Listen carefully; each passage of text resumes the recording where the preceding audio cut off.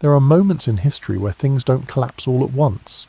They simply begin to stop working the way they used to. Trade routes grow quieter, letters go unanswered, ships fail to arrive. Tonight, we're spending some time with one of those moments, the end of the Bronze Age, and the scattered accounts of a fleet that may have moved silently through it, leaving behind more questions than records. Here on Made for Sleep, this is a carefully researched and thoughtfully assembled historical experience, shaped by our team to be both accurate and slow enough to rest with. Let the rain settle in around you, and if you're still awake, feel free to share how you're doing and what time the night has reached where you are.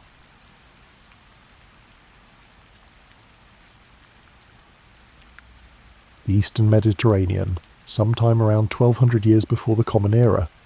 The world's greatest civilizations cluster along these shores, palaces rising above harbours, trade ships crossing between continents, scribes recording transactions in languages that will outlast empires. But something is changing in the pattern of sails on the horizon, and the change arrives so gradually that no single moment marks when everything began to shift.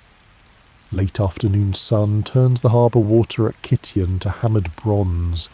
You've settled onto your usual watching spot, a limestone outcrop smoothed by centuries of wind and salt spray, warm under your legs despite the breeze coming off the water. Below, 3 merchant vessels rock gently at their moorings, hemp ropes creaking against wooden posts that have held ships since your grandfather was young. Tomorrow they'll carry olive oil south to the Levantine coast, returning in 2 weeks with Lebanese cedar and Tyrian purple dye. This rhythm has sustained the island's prosperity for generations. The harbour master, Tabnit, scratches figures onto a clay tablet with his bronze stylus. He's 51 years old and has been recording ship movements since he was 28, when his father's failing eyesight made the work impossible. Every captain knows him. Every cargo manifest passes through his weathered hands. He can identify most vessels by their sail configuration alone, knows which merchant houses own which ships, remembers which captains prefer which anchorages. Today, though, his stylus hovers over the wet clay. There's a ship at the harbour's western edge that doesn't fit his mental catalogue. The hull construction resembles Aegean design, overlapping planks sealed with pitch, a single mast slightly forward of centre, but the proportions feel wrong, too narrow in the beam. The sail, now furled and lashed, appears woven from some fibre he doesn't recognise. When the crew came ashore to buy water and barley, they spoke Greek, but a dialect so thick with unfamiliar words that the grain seller charged them extra, assuming they were wealthy foreigners who wouldn't know local prices. Tabnit makes his note anyway, approximating as best he can. The tablet will be fired and stored with thousands of others in the palace archives, where someday a young scribe will read this entry and wonder whether the old harbour master had been drinking that day. They won't understand they're looking at evidence of something that hasn't been named yet. Down on the beach, the crew from that strange vessel sits around driftwood coals, eating flatbread and dried fish. 7 men, their faces weathered in ways that speak of long exposure to wind and sun. One wears a copper bracelet worked in a pattern you've never seen before. Another has a scar across his forearm that looks like a rope burn. They eat slowly, occasionally glancing back at their ship as if worried it might drift, despite being firmly anchored. Their voices carry up to where you're sitting, but the words blur into meaningless sound. They shouldn't trouble you. Ships arrive from unfamiliar places all the time in a harbour city. The Mediterranean connects hundreds of communities, and you can't possibly know them all. Yet something nags at the edge of your awareness, the sense that these men represent something larger than a single unexpected arrival. Like seeing one ant and knowing the colony must be nearby. Civilizations don't collapse neatly. No official stands in a palace courtyard and announces that the Bronze Age has ended, everyone should go home now. Instead, there's a loosening. Small threads pull free from a tapestry so gradually that for months, maybe years, people simply work around the gaps. The shipment that should have arrived last month will surely come next month. The trade agreement left unsigned this year can be finalised next year. The diplomatic marriage that fell through will be renegotiated with a different family. Everything returns to normal because everything always returns to normal. You climb down from your outcrop as the light fails, following the coastal path toward town. Your feet know every irregularity in the packed earth, where exposed limestone juts up, where the path narrows around a wild fig tree, where someone's broken storage jar has left clay shards that nobody's bothered to clear away.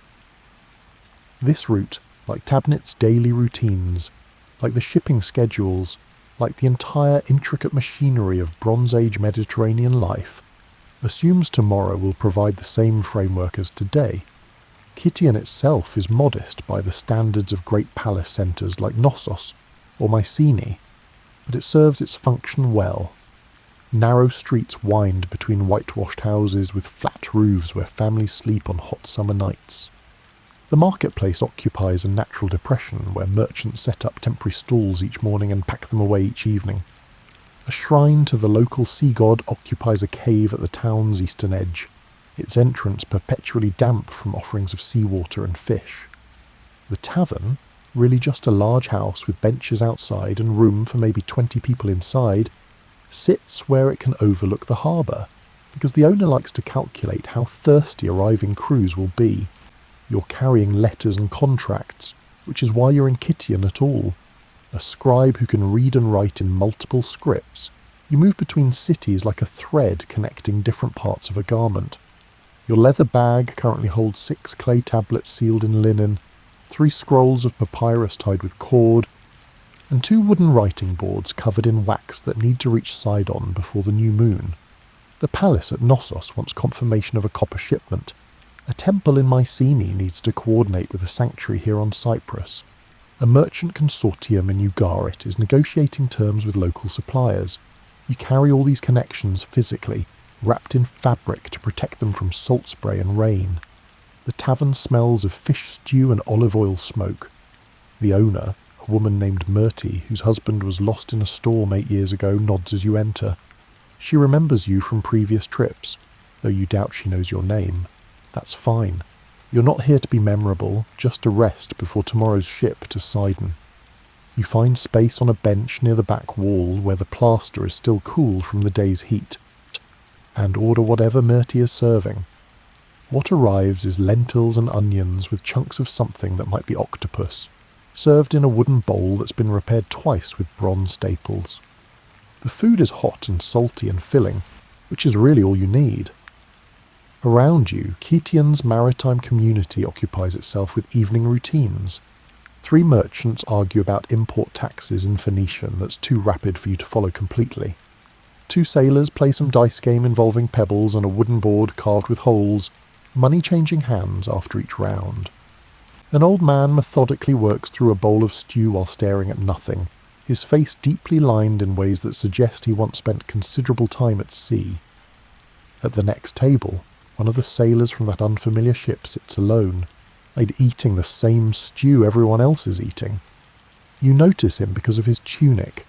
The fabric has a texture you don't recognise, woven in a pattern that's almost familiar but not quite right, like looking at your reflection in moving water. He holds his spoon differently than locals do, pinched between thumb and 2 fingers rather than gripped in a fist. Small difference. Meaningless, really, but your eye catches it. He notices you looking and offers a brief nod. You nod back. The moment passes. In a different kind of story, this would be where crucial information is exchanged, where plots are set in motion. But life rarely works that way. You're just 2 people eating stew in a tavern, acknowledging each other's existence before returning to your respective meals. Later, lying on a rented sleeping mat in a room that smells of wool and dried herbs, you think about that sailor. Not because the encounter was significant, but because your mind wanders when you're tired, and small details sometimes occupy more space than they deserve. You think about the unfamiliar weave of his tunic, the way he held his spoon, the fact that his leather sandals were held together with gut string rather than the linen cord everyone uses here. Tiny differences that probably mean nothing. Morning arrives with roosters and the smell of baking bread. You're at the harbour before sunrise because the ship to Sidon leaves with the early tide, and captains don't wait for passengers who make them miss favourable winds. Tabnit is already at his station, beginning his morning count with the same careful attention he brings to every day. The unfamiliar ship is gone. Its absence creates a gap in the harbour's arrangement, like a missing tooth. You notice because you're looking, but you doubt most people registered it was there in the first place. The voyage to Sidon typically takes 3 days with cooperative winds, 5 if weather turns contrary. You've made this crossing often enough that shipboard routine is automatic. Claim a spot on deck where you won't interfere with the crew's work, but also won't be too close to anyone who looks prone to seasickness. Secure your document bag so nothing can roll overboard if the ship pitches. Settle into that peculiar state where time feels both slow and quick simultaneously. The crew works with practiced efficiency. The captain, a man named Yabnit who's been sailing this route for 30 years, discusses wind direction with his pilot. But it's the kind of discussion that's really just two experts confirming they agree. The sailors know which ropes to pull when, which sails to adjust, how to trim everything for maximum speed without constant supervision. The sea is calm enough that the constant rocking becomes almost soothing after the first hour. Other ships dot the horizon because the Mediterranean is fundamentally a crowded place, where routes intersect like paths in a forest. Most vessels you pass are entirely familiar. Broad-beamed merchant ships moving slowly but carrying enormous cargoes, sleek military galleys that kingdoms use to project power, small fishing boats that never venture far from sight of land. You can identify most of them by profile alone after years of travel. But twice during the crossing, you spot ships like the one you saw at Kition. Similar hull construction, similar proportions, similar sense of being almost correct but not quite. They don't approach or signal. They're just there, moving across the same waters everyone else uses, heading toward destinations that nobody can identify. The crew notices. You overhear fragments of conversation during their evening meal. Speculation about where those vessels might originate, whether they represent new trading communities or refugees from some distant upheaval. One sailor insists he saw similar ships last season near Crete. Another mentions his cousin encountered a whole group of them north of Rhodes. The details don't quite align, but a pattern is forming. Something new is moving through these waters, and nobody knows what to call it yet. Sidon rises from the coast like a promise kept. Massive walls, temple complexes. Yes, the distinctive profile of the royal palace visible long before the ship reaches harbour. It's one of the great Phoenician cities, wealthy from purple dye production, and perfectly positioned to control maritime traffic between Egypt and the northern kingdoms. You've been here 6 times before, always following the same routine. Deliver letters, collect return correspondence, move on to the next destination. The harbour is as busy as you remember. Ships jostling for anchorage space, stevedores moving cargo, merchants conducting business in the shade of temporary awnings. But something feels different this time. The harbour master's office has a new clerk who seems nervous, constantly checking his records as if uncertain he's recording information correctly. The merchant you're supposed to meet has relocated his offices to a different building without explanation. The temple where you usually leave offerings has a crack running up its facade that definitely wasn't there 6 months ago, and scaffolding suggests repairs are planned though no workers are present. Small details, probably meaningless. You deliver your tablets and papyrus scrolls, accepting standardized payment rates and polite thanks. The recipients ask if you've heard interesting news from other cities, the usual small talk that accompanies professional transactions. You mentioned favourable harvest conditions on Cyprus, a successful diplomatic mission from Mycenae, the ordinary nothing that comprises most information exchange. But one merchant, a man named Balshillik who trades in cedar and resins, asks more pointed questions. Has your travel brought you into contact with unfamiliar ships, vessels whose origins seem unclear? You pause while checking your empty document bag, considering your answer. Yes, you've noticed ships you couldn't identify, but the Mediterranean is vast and there are probably dozens of maritime communities you've never encountered. Balshillik nods slowly. seeming relieved that you've confirmed something he's been wondering about. His brother captains a cargo ship and has reported similar sightings. Vessels that look vaguely Aegean but that he can't connect to specific ports. They don't seem hostile, just present, like they're searching for something, or leaving something behind, you suggest, surprising yourself with the phrasing. Balshillik's expression shifts into something like understanding. Yes, he says quietly. That too. You leave Sidon with more questions than answers, which feels backwards. The journey north to Ugarit should be straightforward. 3 days following the coast with excellent landmarks and established overnight anchorages. But Captain Yabnit seems more tense than usual, spending extra time scanning horizons, consulting his pilot about alternative routes. When you ask if there's a problem, he shrugs in that way that suggests there might be, but he doesn't want to discuss it with passengers who can't help solve it. Ugarit, when you reach it, pulses with commercial energy. The city sits at the crossroads of multiple trade routes, Egyptian goods flowing north, Hittite products moving south, Aegean merchants crossing to the Levantine coast. Its harbour handles more traffic than almost any other port in the eastern Mediterranean. Warehouses line the waterfront. Merchant compounds compete for the best locations. The royal palace oversees a bureaucratic apparatus that processes customs duties, trade disputes, and diplomatic correspondence from a dozen different kingdoms. You've been here 4 times before. Always impressed by the city's cosmopolitan character. People speak 6 languages in the marketplace. Temple complexes serve different gods from different cultures. The Scribal Academy teaches multiple writing systems because international commerce requires polyglot literacy. This visit, though, something feels different. The commercial activity hasn't decreased. If anything, the harbour is more crowded than ever. But there's an urgency to transactions that wasn't present before. Your merchants seem focused on concluding deals quickly rather than negotiating for optimal prices. Ship captains are accepting cargoes they'd normally refuse as insufficiently profitable. The palace is hiring additional scribes, which might indicate expanding administration, or might suggest they're preparing for something that requires more documentation than usual. You spend 5 days in Ugarit, delivering correspondence and waiting for replies. During that time, you hear at least 17 different explanations for the unfamiliar ships. They're refugees fleeing drought-stricken regions. They're explorers seeking new trade routes. They're pirates scouting potential targets. They're settlers searching for unclaimed territory. They're mercenaries available for hire. They're survivors of political upheaval somewhere northwest. They're fishermen blown catastrophically off course. They're envoys from an unknown kingdom. They're nothing significant, just ordinary sailors moving through the Mediterranean like countless others. The lack of consensus is almost reassuring.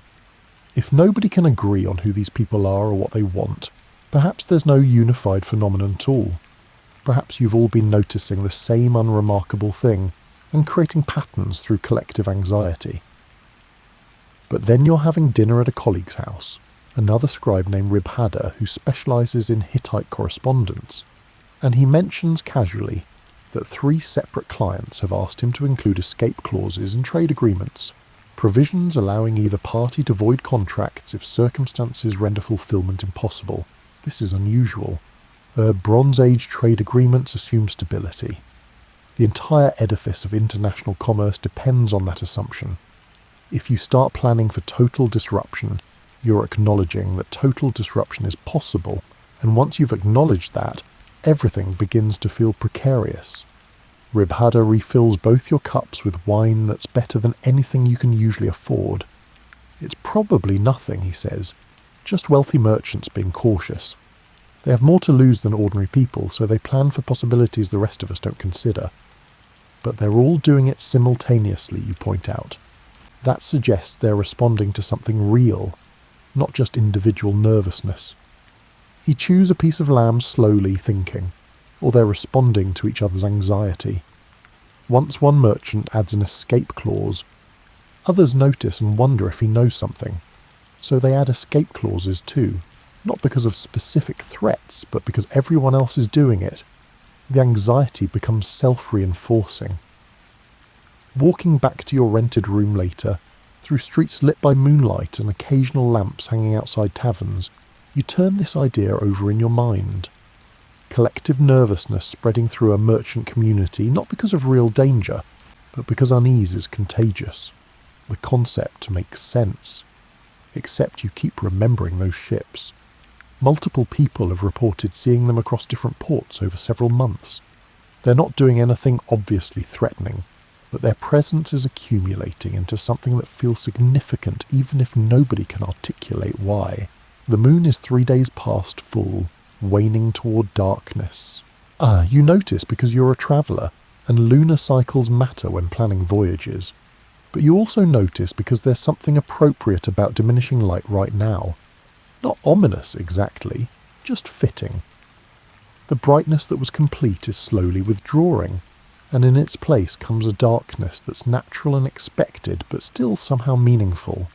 You leave Ugarit with letters destined for Hattusa, which means leaving the coast entirely and travelling inland through territories controlled by the Hittite Empire.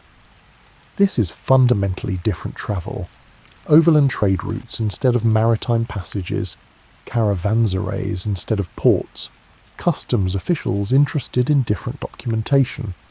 The landscape transforms from coastal lowlands to increasingly dramatic hills as you move north and east. Salt air gives way to dust and pine resin. The constant sound of water is replaced by wind moving through mountain passes. The caravans that travel these routes are substantial operations.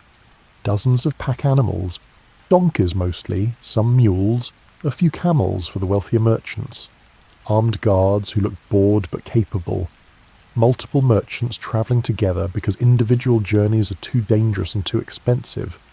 You join a caravan carrying copper ingots south from Anatolian mines while taking back tin shipments, because bronze requires both metals, and the trade in bronze-making materials literally gives this era its name. The caravan master is a woman named Puduhepa, who's been running this route for 30 years. She knows every reliable water source, every valley where bandits sometimes operate, and every border crossing where officials expect bribes. She accepts your passage request with minimal interest, you're paying standard rates, and your luggage won't slow anyone down, so you're acceptable. The journey takes 2 weeks. By the 3rd day, you've adjusted to overland travel rhythms. Wake before dawn, pack efficiently, walk until midday heat becomes oppressive, rest during the worst afternoon hours, continue until dusk, make camp, eat, sleep, repeat. It's monotonous, but not unpleasant. The landscape has a stark beauty, rocky prominences, unexpected patches of green where springs emerge, distant views of mountains that seem to float above the horizon. Evening fires bring the caravan community together. Merchants trade information about market conditions and border politics. Guards maintain professional boredom, sun and watching approaches while seeming to pay no attention. Fellow passengers are mostly too tired to talk much. But even here, far inland from maritime concerns, conversation occasionally touches on coastal changes. One merchant mentions that a trading partner in a Hittite port city has complained about shipping schedule disruptions. Another reports hearing that several coastal communities have been abandoned, though nobody knows if this is due to drought or disease or economic failure, or simply people deciding to relocate. A guard who grew up near the sea says his family's letters have stopped arriving, though that might just mean courier services being unreliable. Everything could have mundane explanations. People move, trade routes fluctuate, communication networks have always been imperfect, dependent on individuals successfully crossing dangerous distances. The Bronze Age functions despite these imperfections. It has been functioning for centuries despite them. But when you ask Puduhepa during an evening rest whether she's noticed anything unusual, she's silent for a long moment. The routes still work, she says finally. The caravanserais still operate. The customs officials still collect their fees. Everything still functions. But she's been doing this for 3 decades. And there's a feeling now that wasn't present before. Like everyone is waiting for something without knowing what they're waiting for. Hattusa, when you finally reach it, impresses through sheer scale. Massive walls stretch across hillsides, enclosing an area large enough to hold multiple towns. Monumental gates feature carved lions and gods. The palace complex is really a city within the city, housing administrators who manage an empire stretching across much of Anatolia and into northern Syria. Everything projects permanence, the weight of established power.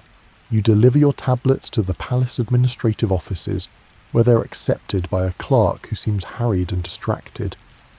Usually these deliveries involve at least brief conversation, questions about road conditions, whether you encountered difficulties, small courtesies acknowledging you've performed a valuable service. Today the clerk just checks seals, confirms addresses are correct, signs for receipt, and dismisses you with barely a word. The city feels busy in ways that suggest tension rather than prosperity. People move through streets quickly, focused on destinations rather than lingering to socialize. Market vendors call out their wares with aggressive insistence, as if they need to sell now rather than assuming customers will come eventually. Taverns are full, but conversations feel tense, voices occasionally rising before being hushed by companions who glance around nervously. You find lodging at an inn that caters to travelling merchants and messengers, spending the next 3 days waiting for return correspondence. During that time, the city's tension seems to intensify. Or perhaps you're just more sensitive to it now, primed to notice unease. When your return documents are ready, unusually quickly, suggesting everyone wants to conclude business rapidly, you gladly join a caravan heading back west. The return journey follows the same route in reverse, but somehow feels like descent, like returning from some high altitude where the air was thin and perspectives were vast, back down to the denser, more immediate concerns of the coastal world. You reach the coast again at a different city than where you departed, a smaller port that exists primarily because of location rather than any inherent importance, the kind of place that serves as a way station for ships moving between major centres. Harbour modest, market adequate, administrative buildings functional rather than impressive. Even here, though, subtle signs of disruption are visible if you know what to look for. The harbourmaster's records show irregular arrivals. Ships expected weeks ago haven't appeared, while vessels from unexpected origins show up unannounced. The warehouse near the dock stands empty because its owner has stopped operating, though nobody can definitively say whether he died or retired or simply decided the business wasn't profitable anymore. The Sailors' Temple has received an unusual number of offerings recently, suggesting people are more worried about maritime dangers than normal. The ship to Cyprus is delayed 3 days because the captain is waiting for crew members who never show up. He's visibly frustrated. Delays mean harbour fees, missed cargo opportunities, disruptions that ripple through all subsequent commitments. But you can't sail a merchant vessel without sufficient crew, and apparently sailors are becoming harder to retain. Some demand higher wages, others simply stop showing up for contracted voyages without explanation. When the ship finally departs, you recognise 2 other passengers from previous trips, a wine merchant you've crossed paths with several times, and a woman who trades in decorated ceramics. You exchange nods of acknowledgement, but don't immediately start conversations, because shipboard etiquette involves allowing people their space. Cyprus appears on the horizon as a dark line that gradually resolves into recognisable features, mountains and coastal plains and the distinctive profile of familiar harbours. You've been here enough times that it almost feels like returning home, though you don't actually have a home in any fixed sense. Your life is routes, constant movement, temporary rooms in harbourside inns. This time, though, Cyprus feels subtly wrong, not dramatically changed, not obviously disrupted, but altered in ways that accumulate into unease. The harbour where you dock is missing several vessels that are normally permanent fixtures, fishing boats whose captains moor in the same spots year after year, now simply absent without explanation. The marketplace has more empty stalls than usual. The tavern where you usually stay has new owners who seem overwhelmed by basic operations. You stay a week, waiting for return correspondence and taking the opportunity to rest. The weather is good, warm days, cool nights, perfect conditions for sitting on rocky outcrops and watching the sea. You find yourself doing that more than usual, drawn to the water as if it might provide answers to questions you don't quite know how to formulate. The ships that pass are mostly familiar types, but with increasing frequency, you spot those other vessels, the ones nobody can quite identify. They move across the horizon singly or in small groups, never approaching harbours directly, but never quite leaving either, maintaining some kind of presence without committing to specific actions. One evening at the tavern, a sailor who's clearly had too much wine starts talking loudly about the ghost fleet. That's the first time you hear the term, and something about it resonates. Ghost fleet. Ships that appear without explanation, that don't fit established categories, but seem both present and absent simultaneously. It's melodramatic, but weirdly accurate. Within days, people are casually referring to ghost ships when they mean those unfamiliar vessels. The name doesn't explain anything. If anything, it obscures more than it clarifies, but it provides a handle for a phenomenon that previously resisted description. You can't solve a problem if you can't name it, but once you've named something, you've also created the illusion that you understand it. Your week ends with new letters to carry north to the Aegean region, which means sailing back through waters you crossed weeks ago.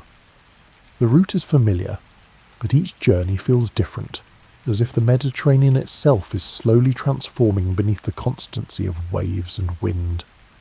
The Aegean is scattered with islands, some large enough to support major settlements, others barely large enough for a shepherd to graze a few goats. The ship makes stops at several, dropping off supplies and passengers, picking up new cargo, participating in the endless circulation that defines maritime life. At one small island, you're delayed by weather. A storm is building somewhere west, Bertie Sabour, and the captain refuses to continue until he's certain of safe passage. This is wise but frustrating, because you're already behind schedule, and every delay compounds into further complications. The island is small enough that you can walk its entire coastline in an afternoon. A modest village clusters around the harbour. A shrine to Poseidon perches on a rocky promontory. Agricultural terraces carved into improbable slopes somehow support olive trees and grapevines. Maybe 300 people live here, all engaged in the basic work of subsistence. An elderly man maintaining the Poseidon shrine is happy to chat with the visitor. You ask about the island's history, and he tells you the usual collection of local stories, various storms, occasional pirate raids that came to nothing, the time his grandfather saw strangely behaving dolphins and took it as an omen. Then he mentions, almost casually, that several families have left the island over the past year, just packed up and sailed away without clear destinations. It's unusual because island communities tend to be deeply stable. If your family has farmed the same terrace for 6 generations, you don't lightly abandon it. Where did they go, you ask? He shrugs. Some said they were heading to family on other islands. Some mentioned the mainland. One family just said they needed to be somewhere else. Nobody was specific. It wasn't fleeing exactly, more like precautionary movement, like they'd heard rumours that made them nervous and decided not to wait to find out if the rumours were true. That phrase, precautionary movement, stays with you. It's such a careful way to describe what might be the beginning of population displacement. Not panic, not flight, just quiet decisions to relocate before whatever is coming actually arrives. How many families across how many islands have made similar decisions?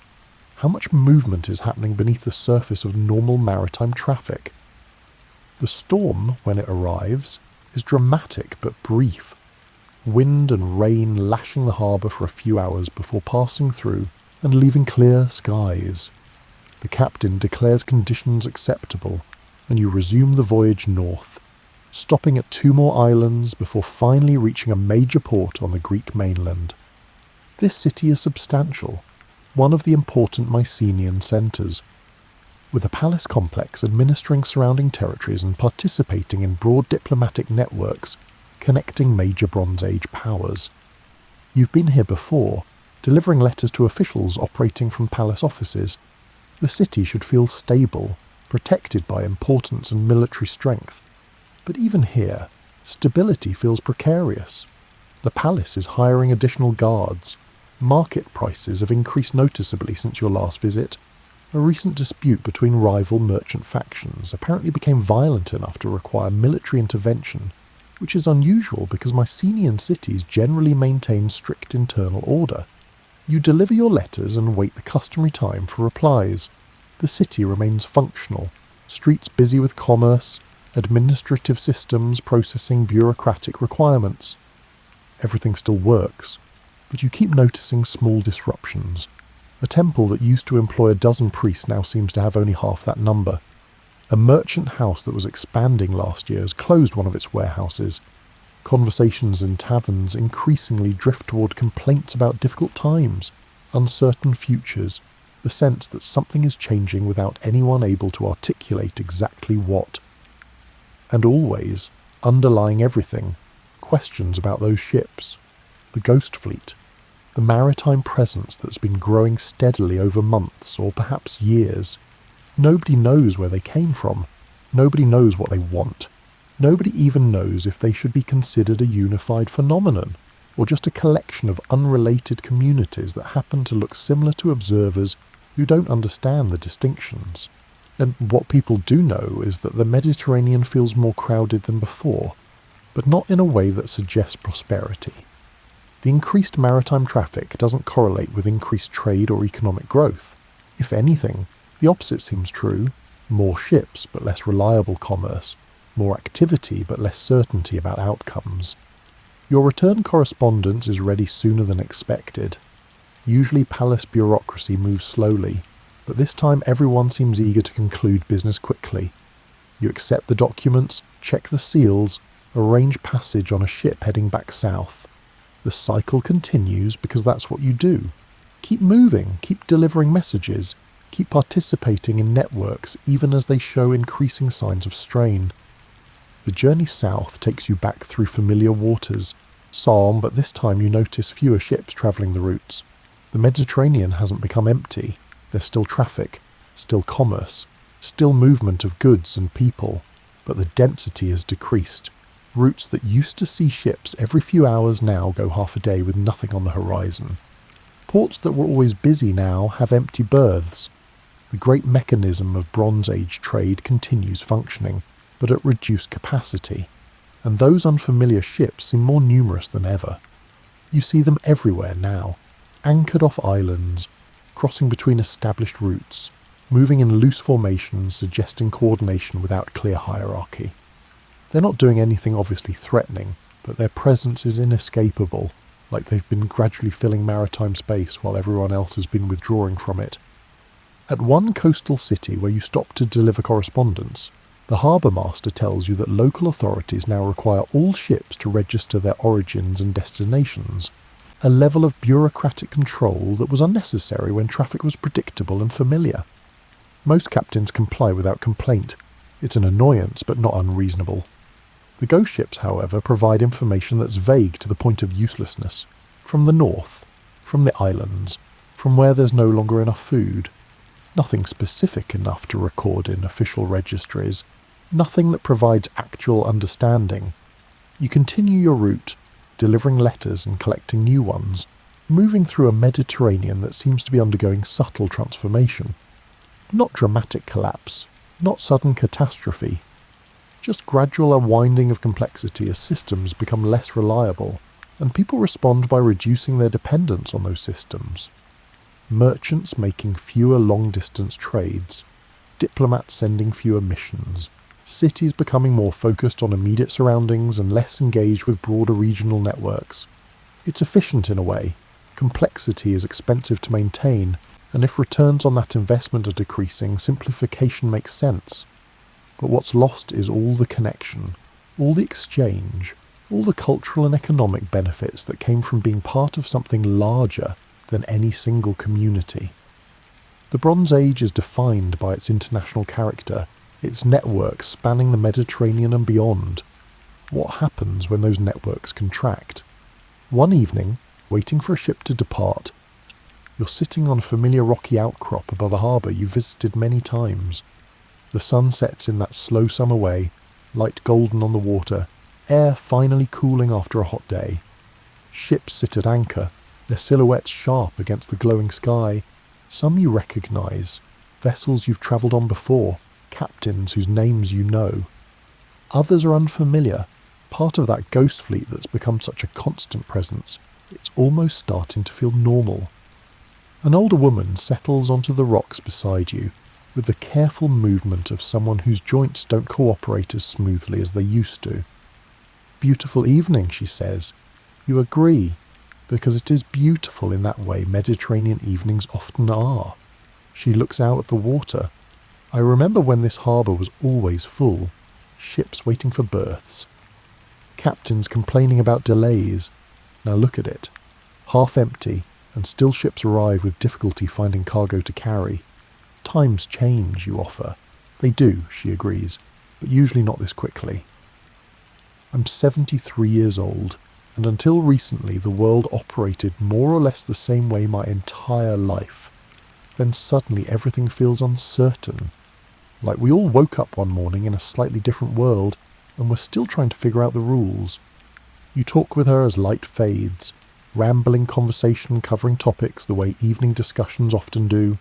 She tells you about her late husband, who was a merchant ship captain, about her children who've moved to various cities around the Mediterranean, about her gradually shrinking world as travel becomes more difficult and communication less reliable.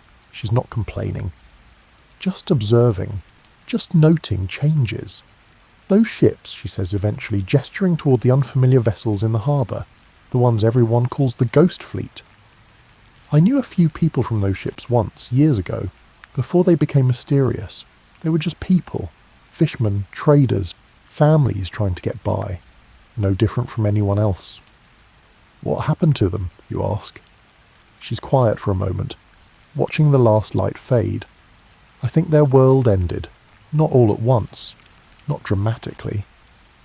But gradually they lost whatever had sustained them. Maybe fishing became unreliable, maybe trade routes shifted, maybe political structures collapsed and left them without protection. So they started moving, looking for places that still worked, places where old patterns still held. That's what I think they are. Not invaders or raiders or anything threatening, just refugees from gradual collapse looking for somewhere to settle. That's a sad story. Maybe. Or maybe it's just how things work. Civilizations rise and fall. People adapt and move and find new ways to survive. The Bronze Age won't last forever. Neither did whatever came before it. Neither will whatever comes next. We're all just doing our best during the particular moment we happen to exist in. She leaves shortly after, heading back toward town with a wave. You sit alone on the rocks as full darkness arrives, thinking about her words. The idea that the ghost fleet comprises people fleeing their own gradual collapses, dispersing across the Mediterranean in search of stability, inadvertently contributing to the instability of regions they enter. Not through malice or invasion, but through simple pressure of increased population and reduced resources. Too many people competing for the same harbours, the same trade opportunities, the same productive farmland. And underneath that immediate pressure, the larger question. If those ships are refugees from failed systems, what makes anyone think the systems they're arriving in are more stable? What if the Bronze Age Mediterranean is experiencing the same gradual failures that displaced those people in the first place? You continue your route over following weeks and months, delivering letters and maintaining your role as a small part of the connective tissue holding civilization together. The work continues even as the context shifts. Documents still need transporting, messages still need delivering. The fact that those messages might be travelling through a world in early stages of collapse doesn't eliminate the immediate need for communication. But you notice changes accumulating. Certain routes becoming less profitable as merchants withdraw from risky ventures. Ports implementing new restrictions to control traffic and prevent overcrowding. Disputes between communities over resources previously managed through cooperative agreements. Small tensions that don't qualify as wars but represent breakdown of diplomatic conventions. The whole elaborate system of Bronze Age international relations losing coordination, becoming fragmented, returning to more local and immediate concerns. The letters you carry reflect this fragmentation. More messages about securing local resources, fewer about maintaining long-distance trade relationships, or more references to defensive preparations, fewer to cooperative ventures, tone shifting from confident assumption of continuity to careful planning for disruption. Not panic, that would be too dramatic and too sudden. Just gradual recalibration of expectations. And through it all, the Ghost Fleet continues its presence. More ships, more unfamiliar faces in harbours, more vague answers to questions about origins and destinations. They've become part of the landscape now, no longer surprising but also never quite integrated. They maintain parallel existence to established communities, using the same waters, occupying the same harbours, but never fully joining the social and economic networks that have defined Mediterranean civilization. Until one season, at a port you've visited dozens of times, you notice something has shifted. The familiar ships, merchants and traders who've operated these routes for years, are starting to outnumber the ghost ships again. Not because the ghost ships are leaving, but because they're no longer being replaced. The steady arrival of unfamiliar vessels has slowed and then stopped. The maritime presence that built up so gradually over months or years has peaked and begun to recede just as gradually as it arrived. Everything is changing. The Mediterranean you learned to navigate is not the Mediterranean you're moving through now. The constancy you depended on was always partly illusion, and the illusion is breaking down in real time. You find yourself back at that first harbour where you noticed the unfamiliar ships so many months ago. The rocky outcrop is still there, the view still beautiful. Higher water still catching evening light in ways that suggest permanence, but the harbour below has transformed. Fewer ships, less activity. The whole operation scaled down to match reduced circumstances. Tabnet has retired. The merchants you dealt with have closed or relocated. The tavern where you overheard so many conversations has new management that doesn't remember when the place was reliably full. The physical structures remain, but the community that animated them has dispersed, thinned out, transformed into something different. You climb down to the harbour as darkness falls. The water slaps against the dock with its eternal rhythm, indifferent to human concerns. Somewhere across that dark expanse, people are going about their lives, fishing, trading, building, all the ordinary activities that comprise human existence, regardless of what larger historical forces are operating. The Bronze Age is ending, though nobody will use that term for thousands of years, until historians can look back and mark clear boundaries between historical periods. For people living through it, it's just a series of adjustments to changing circumstances. Fewer long-distance voyages, more focus on local production, simpler administrative systems, smaller communities. Nothing dramatic enough to call collapse, just general reduction in complexity and interconnection. The Ghost Fleet was part of that change, either a cause or an effect or simply a parallel phenomenon. Ships appearing from failing systems, moving through a region that was itself beginning to fail, searching for stability that didn't exist anywhere anymore. Their presence was never really explained, their origins never definitively established. They were just there, and then gradually they were less there, and eventually there'll be a footnote in harbour records that future scholars will puzzle over without reaching certain conclusions. You sit on the edge of the dock, feet dangling over water you can hear but not see in darkness. Tomorrow you'll board a ship to somewhere. You'll carry letters that may or may not arrive at their destinations. You'll participate in networks that are less reliable than they used to be, but still exist, still function after a fashion, still connect people across distances even if those connections are weaker than they were. Stars appear overhead, the same stars that guided sailors centuries before this moment and will guide them centuries after. Patterns in darkness suggesting order and continuity, even as everything beneath them shifts and changes and transforms into something new. The Bronze Age is ending not because anyone decided it should end, not because of any single catastrophic event, but because the systems that sustained it became too complex to maintain indefinitely. Water continues its quiet movement against pilings. Stars continue their slow rotation. Tomorrow will arrive with its own requirements and challenges. But for now, in this moment, there's just darkness and water and small sounds of a harbour settling into night. The ships have passed. The disruption has moved through like a wave, leaving changed landscapes in its wake, and somewhere, on some other shore, someone else is sitting in darkness watching water.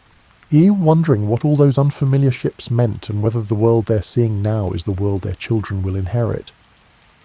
The questions don't have answers, the patterns don't fully resolve, but the asking itself is part of being human.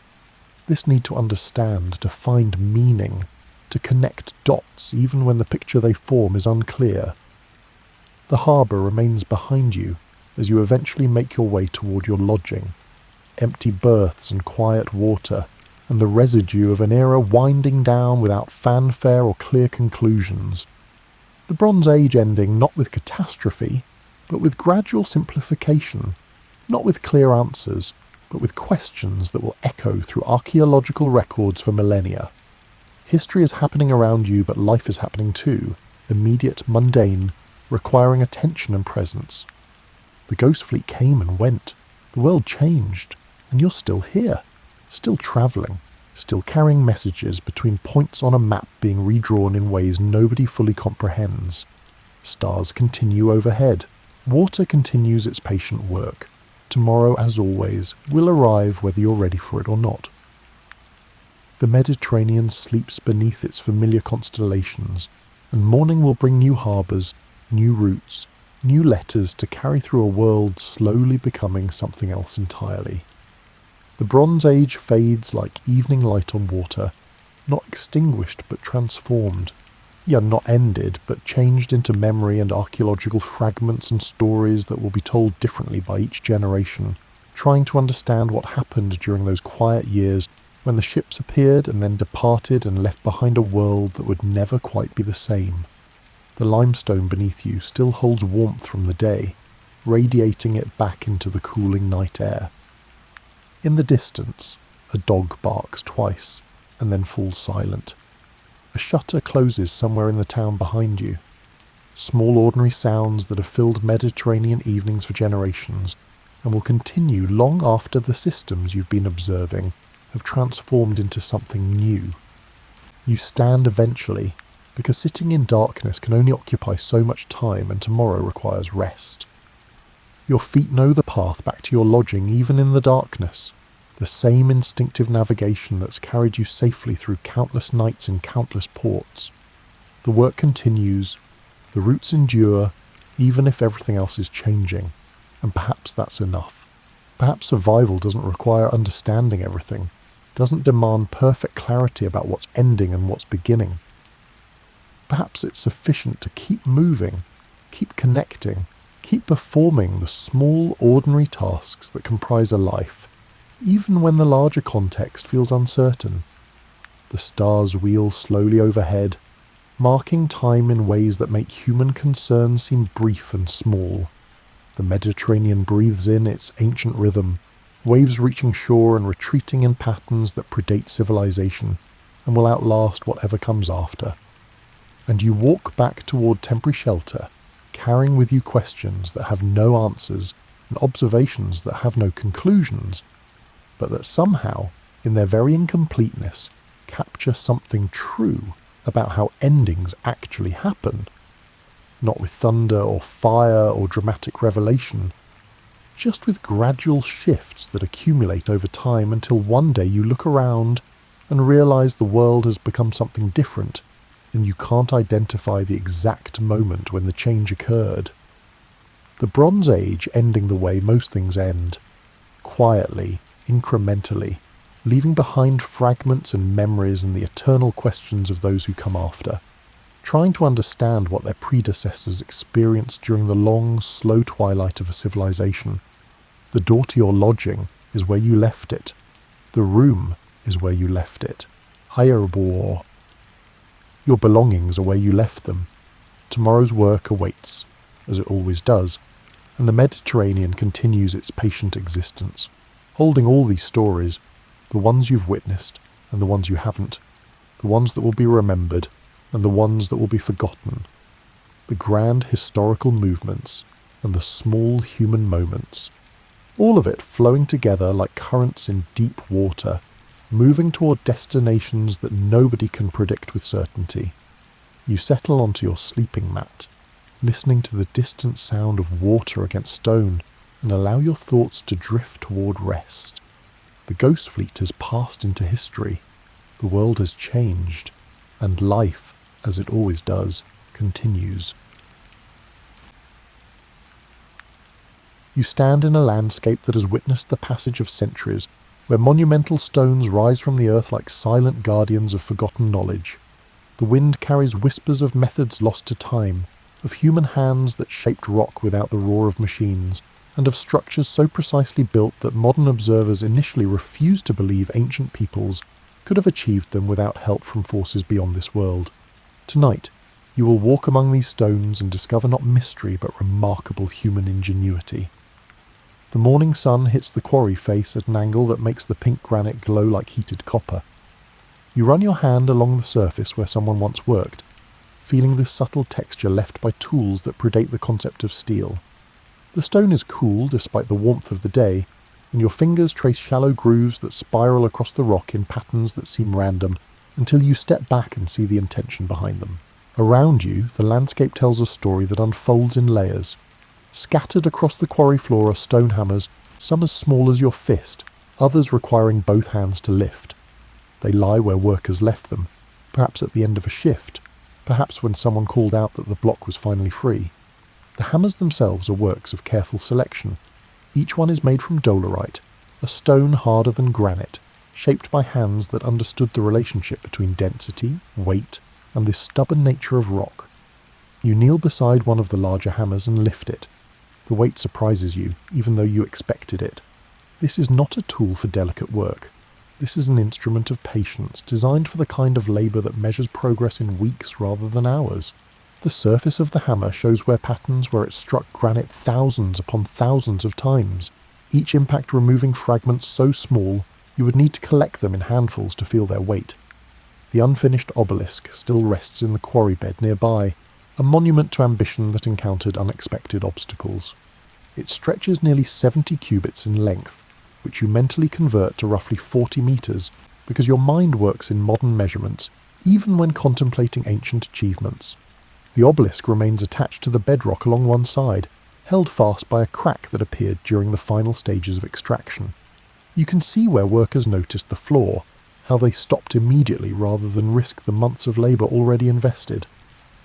Walking along the length of the unfinished monument, you notice channels carved into the surrounding rock. These trenches are narrow, barely wide enough for a person to stand in, but they run deep. Workers created these spaces by pounding the granite with their dolerite hammers, hour after hour, day after day, removing the stone in a process that modern engineers initially dismissed as impossible. The mathematics seemed wrong. Contemporary experiments suggested it would take decades to carve trenches this deep using stone on stone. Then someone actually tried it. The experiment took place with volunteers who agreed to work in shifts, using replica tools made to match the ancient designs. What researchers discovered was that technique mattered more than they had anticipated. The angle of impact, the rhythm of strikes, the use of water to both cool the stone and wash away granite dust. These variables combined to make the process significantly faster than theoretical calculations suggested. Workers who found their rhythm could maintain a steady pace for hours, the repetitive motion becoming almost meditative. You imagine the sound of it, not the irregular clanging that comes from random strikes, but a percussion that follows a pattern. Multiple workers spread along the trench, each one contributing to a rhythm that echoes off the quarry walls. The newest workers start off beat, self-conscious about their timing, but gradually they sync with the others. The combined sound creates a pulse that marks the passage of time more reliably than any water clock. The granite itself cooperates in ways that are not immediately obvious. When you pound the surface repeatedly in the same area, microscopic fractures begin to develop in the crystalline structure. These tiny fissures spread beneath the surface, invisible to the eye but present nonetheless.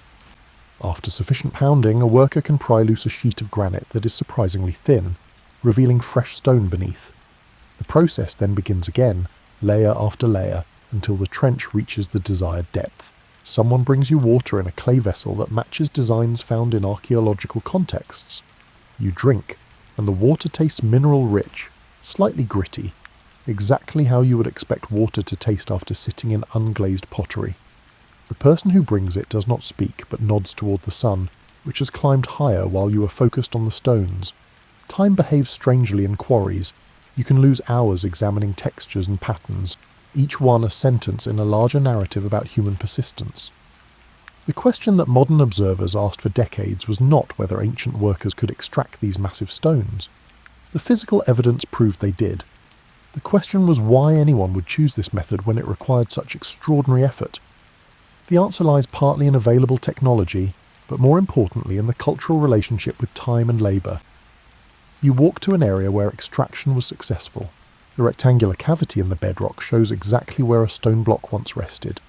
The sides of this cavity are smooth and perpendicular, meeting at corners that form precise right angles.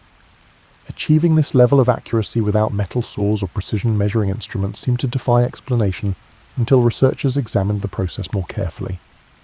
Workers began by marking the outline of the desired block using red ochre, a pigment that shows up clearly against pink granite. They checked their measurements by using knotted ropes, which served as standardized units. The knots were spaced at intervals matching the royal cubit, a measurement based on the length from elbow to fingertip of whoever established the standard. Once the outline was established, workers carved shallow starter trenches around all four sides, creating a guide that would keep the deeper excavation aligned. The trenches deepened in stages. Workers moved systematically around the perimeter, keeping the depth relatively even. This prevented stress fractures that might develop if one side went too deep, while others remained shallow. As the trenches descended, workers inserted wooden wedges into holes drilled along the bottom edge of the developing block. When water was poured over these wedges, the wood expanded, creating pressure that encouraged the granite to separate along the natural grain. But this wedge technique, while important, was not the primary method of extraction. That honour belongs to the patient percussion work, the endless pounding that gradually freed the stone from its matrix. The wedges merely assisted in the final separation, providing controlled force at strategic points. You sit on a stone that was extracted centuries ago, running your hands over its surface. The texture under your palms is smooth in some areas, rough in others, revealing where different processes were applied. This particular block never made it to its intended destination. Perhaps it cracked during transport, or perhaps plans changed and it became surplus to requirements. Now it serves as an inadvertent bench, supporting your weight while you contemplate the intersection of ambition and stone. The late afternoon light shifts, creating shadows that emphasize every irregularity in the quarry walls.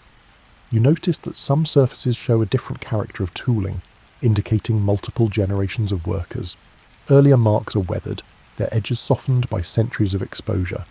Later marks remain crisp, almost fresh-looking, as if the workers set down their tools only recently. This layering of effort across time creates a three-dimensional record more detailed than most written accounts.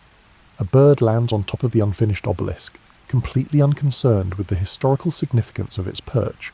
It preens for a moment, then flies off, and you find yourself smiling at the reminder that these stones exist in a world that continues, indifferent to human interpretations of ancient achievements. The granite does not care whether modern observers believe it could be carved with stone tools. The granite simply records in its surface the evidence of what actually occurred. The massive stone block sits on wooden rollers, and you're absolutely certain it should not be movable. Your brain performs quick calculations based on the block's visible dimensions and the known density of limestone. Even being conservative with the estimates, this piece of stone weighs at least as much as a loaded freight truck. Yet the rope in your hands is attached to this monument, and you're about to participate in an experiment that will either validate or demolish several theories about ancient transport methods. Around you, other volunteers take their positions along the rope. There are perhaps 40 people in total, which seems absurdly insufficient for the task ahead. The expedition leader, who has spent 15 years researching ancient construction techniques, walks along the line making small adjustments. She moves one person slightly forward, another slightly back, explaining that distribution matters more than raw numbers. The limestone block in question is not actually ancient. It is a modern replica carved to match the dimensions and weight of stones used in temple construction thousands of years ago. The rollers beneath it are cedar logs, 6 of them arranged parallel to each other, each one stripped of bark and smoothed to reduce friction. The path ahead has been prepared by levelling the ground and laying down a track of wooden planks, creating a surface that is flatter than the surrounding terrain. Someone calls out a rhythmic chant, something simple that coordinates effort. On the second repetition, everyone pulls together and you feel the rope go taut in your hands. The block does not move. You pull harder, leaning back against the resistance, and still nothing happens. Just when you begin to suspect that this entire exercise is doomed to fail, something shifts. The block slides forward perhaps the width of your hand, the motion accompanied by a grinding sound that you feel in your chest as much as hear with your ears. The realization that follows is both exhilarating and humbling. The block is moving, but barely, and it requires the sustained effort of 40 people to achieve this minimal progress. Extrapolating from this experience to the massive stones moved during ancient construction projects boggles the mind. Some of those blocks weighed 10 times what you are currently moving.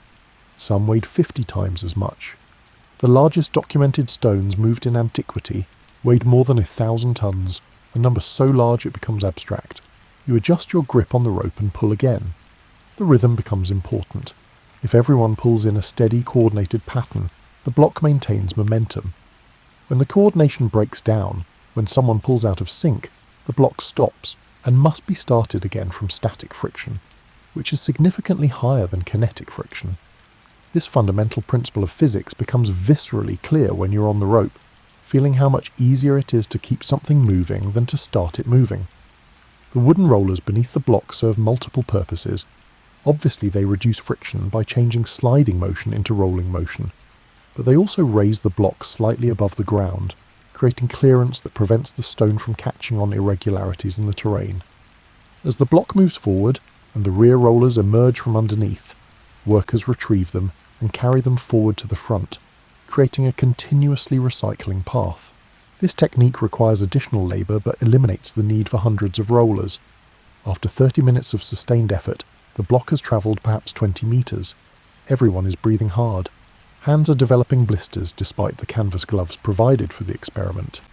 The expedition leader calls for a break and people immediately sit down, not bothering to find comfortable spots, simply dropping where they stand. You remain on your feet, walking around the block to examine how the rollers have held up under the strain. 2 of the cedar logs show compression marks where the limestone has pressed into the wood. The marks are shallow but clearly visible, and you run your finger along one, feeling the indentation. This damage will worsen over time, eventually requiring the replacement of these particular rollers. In ancient contexts, workers would need to maintain a supply of suitable logs, selecting trees of specific dimensions and wood density. The logistics of this supply chain, while less dramatic than the actual stone moving, would have been equally important to project success. Someone mentions ramps, and a discussion develops about the various theories regarding how massive stones were raised to heights necessary for temple construction. The expedition leader joins the conversation, and you listen as she methodically demolishes several popular misconceptions. No, there is no evidence for alien intervention, and anyone seriously proposing such theories should consider why they find it easier to believe in extraterrestrial construction workers than in human ingenuity applied over sufficient time. No, there is no lost anti-gravity technology, because if such technology existed, we would find evidence of its development in the archaeological record, not just in its supposed applications. What we do find, she continues, are ramps, many ramps. Some are straight ramps that approach structures at a single angle. Others are spiral ramps that wind around the perimeter of a growing monument. Still others are interior ramps built within the structure itself, later filled in or dismantled once construction reached completion. The specific design chosen depended on available space, materials, labour force size, and the particular requirements of each project. The break ends and everyone returns to the rope. Your hands have stiffened during the rest period, and gripping the coarse fibre causes immediate discomfort. You work your fingers a few times, restoring circulation, then take your position. The chant begins again, and the block slides forward, rollers creaking beneath its weight. As you pull, your mind wanders to the question of motivation. Why would anyone organise the labour necessary to move such massive stones? The practical answer involves durability and prestige. Larger stones mean fewer joints in a finished structure, which improves stability and longevity. Massive blocks also serve as unmistakable statements of organisational capability. Any society that can mobilise, feed and coordinate the labour necessary to move 1,000-ton stones is demonstrating power in a way that cannot be misinterpreted. But there is another dimension to consider. You are currently participating in extremely hard physical work that serves no practical purpose. This replica block is going nowhere important. It will not become part of a temple or tomb. Yet everyone on this rope is pulling with genuine effort, and there is something almost meditative about the shared struggle. The experience creates bonds between participants, a sense of collective achievement that persists, even though the achievement itself is temporary and essentially meaningless. Now multiply that feeling across years of work on a project that does have meaning. Imagine pulling ropes to move stones that will form the temple where your community gathers, or the tomb that will house a leader who brought prosperity, or the monument that marks your civilization's place in the cosmos. The work stops being merely labour and becomes participation in something larger than individual existence. The block encounters an irregularity in the track ahead. The front edge catches on a plank that has shifted slightly out of position. The entire procession stops while workers address the problem, using wooden levers to lift the block fractionally, while others adjust the offending plank. The fix takes 5 minutes, and then movement resumes. This small delay emphasises how crucial smooth tracks were for efficient stone transport. Any significant obstacles would require extensive problem solving and potentially major modifications to the route. You notice that the technique improves as the day progresses. People learn to anticipate the rhythm, to coordinate their effort without conscious thought. The chanting becomes less necessary as everyone internalises the timing. This learning curve suggests that ancient work crews, who performed these tasks regularly rather than as one-time experiments, would have developed efficiency that far exceeded what temporary groups could achieve. The difference between novice and experienced stone movers might easily be a factor of 3 or 4 in terms of productivity. By late afternoon, the block has travelled perhaps 200 metres. This represents hours of sustained effort by 40 people, and the distance seems absurdly small relative to the energy expended. Yet when you do the mathematics, calculating how far this block could move in a month if workers pulled it 8 hours per day, the numbers become less impossible. A kilometre per month seems achievable, 3 kilometres over a season of work, 10 kilometres over the course of a year if the project maintained priority and adequate labour. The longest documented stone transport in antiquity covered approximately 900 kilometres. That particular project involved moving a monolith from a quarry to a temple site across terrain that included both water and land portions. The timeline for that transport remains uncertain, but estimates suggest somewhere between 1 and 3 years. Using the knowledge gained from modern experiments, those estimates seem entirely reasonable. Difficult, yes. Requiring massive organisational effort, absolutely, but not impossible, and certainly not requiring any technology beyond rope, wood, muscle, and time. The copper tool in your hand is surprisingly light. You expected more heft, some weight that would justify its reputation as the primary cutting implement for an entire civilization's stoneworking industry. Instead, you hold what feels like an oversized letter opener, its blade perhaps as long as your forearm, its edge worn smooth from use. The archaeologist supervising this demonstration explains that you are holding a reproduction based on tools found in workshop contexts, manufactured using period-appropriate metallurgy. Before you stretches a block of limestone that needs a channel carved across its surface. The channel will eventually house a wooden beam, part of a roofing system, but right now it exists only as an ochre line marked on stone. Your task is to create this channel using only the copper tool, water, and an abrasive mixture consisting of quartzite sand suspended in liquid. You dip the copper blade into the abrasive mixture, coating it thoroughly, then position the edge along the marked line. The archaeologist demonstrates the proper motion, a forward and back sawing that keeps constant pressure against the stone. You mimic the action, feeling the resistance as copper and abrasive meet limestone. The sensation is not what you anticipated. Instead of the sharp bite of metal cutting into rock, there is a grinding texture, a sense of material gradually wearing away rather than being sliced. After perhaps 50 strokes, you stop and examine your progress. A shallow scratch runs along the limestone where you have been working, maybe a millimetre deep, barely visible unless the light hits it at the correct angle. This tiny amount of progress represents several minutes of sustained effort. The channel you need to create is supposed to be several centimetres deep and wide enough to accommodate a beam. At your current rate of progress, completing this task would take days. The archaeologist nods when you mention this calculation. Yes, she confirms, days is exactly right. 4 to 6 days of work for a skilled craftsman to create one channel of the required dimensions. Multiply that by the number of channels needed for a single building, then multiply again by the number of buildings, and you begin to understand why construction timelines measured in decades were completely normal for major projects. She takes the copper tool from your hand and demonstrates a more effective technique. Her motion is smoother than yours, with less wasted energy. The angle of the blade against the stone is shallower, and she applies downward pressure primarily during the forward stroke, allowing the blade to ride lighter on the return. Most importantly, she maintains a rhythm that looks effortless, but probably represents hundreds of hours of practice. You watch her work for several minutes, noting the differences between her technique and your amateur attempt.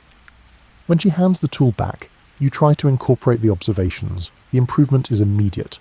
The blade bites slightly deeper into the limestone and the resistance feels different, less like you're fighting the stone and more like you are collaborating with it. Still, the progress remains slow by modern standards. A power tool could cut this channel in minutes. What you are doing will take days.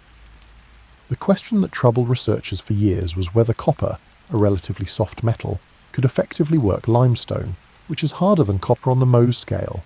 Early experiments using pure copper failed spectacularly. The tools deformed almost immediately, becoming useless within minutes. This led to various theories about lost techniques or harder alloys that somehow did not survive in the archaeological record. The actual answer turned out to be beautifully simple. The copper tool is not cutting the limestone. The abrasive mixture is doing the cutting, and the copper blade merely serves as a holder and guide for the abrasive. The quartzite sand is significantly harder than both copper and limestone, so it can grind away the stone while the softer copper blade wears down in a controlled fashion. As the blade wears, it can be resharpened, and ancient sites show clear evidence of dedicated blade sharpening areas. What makes this system particularly clever is that the wear rate of copper provides a self-limiting mechanism. If a worker presses too hard, the copper deforms and becomes ineffective, forcing a break to reshape the blade. This prevents the kind of damage that might occur from excessive force applied with a rigid steel tool. The softness of copper, initially perceived as a liability, actually becomes an advantage in a tool system designed for patience rather than speed. You continue sawing at the limestone, settling into a rhythm that feels sustainable. The motion becomes almost hypnotic, the repetitive action clearing your mind of other concerns. You understand why ancient craftsmen might have found this work meditative despite its tedious nature. There is something deeply satisfying about watching a channel gradually deepen under your sustained effort, seeing the physical manifestation of applied persistence. Around you, other volunteers work on similar tasks.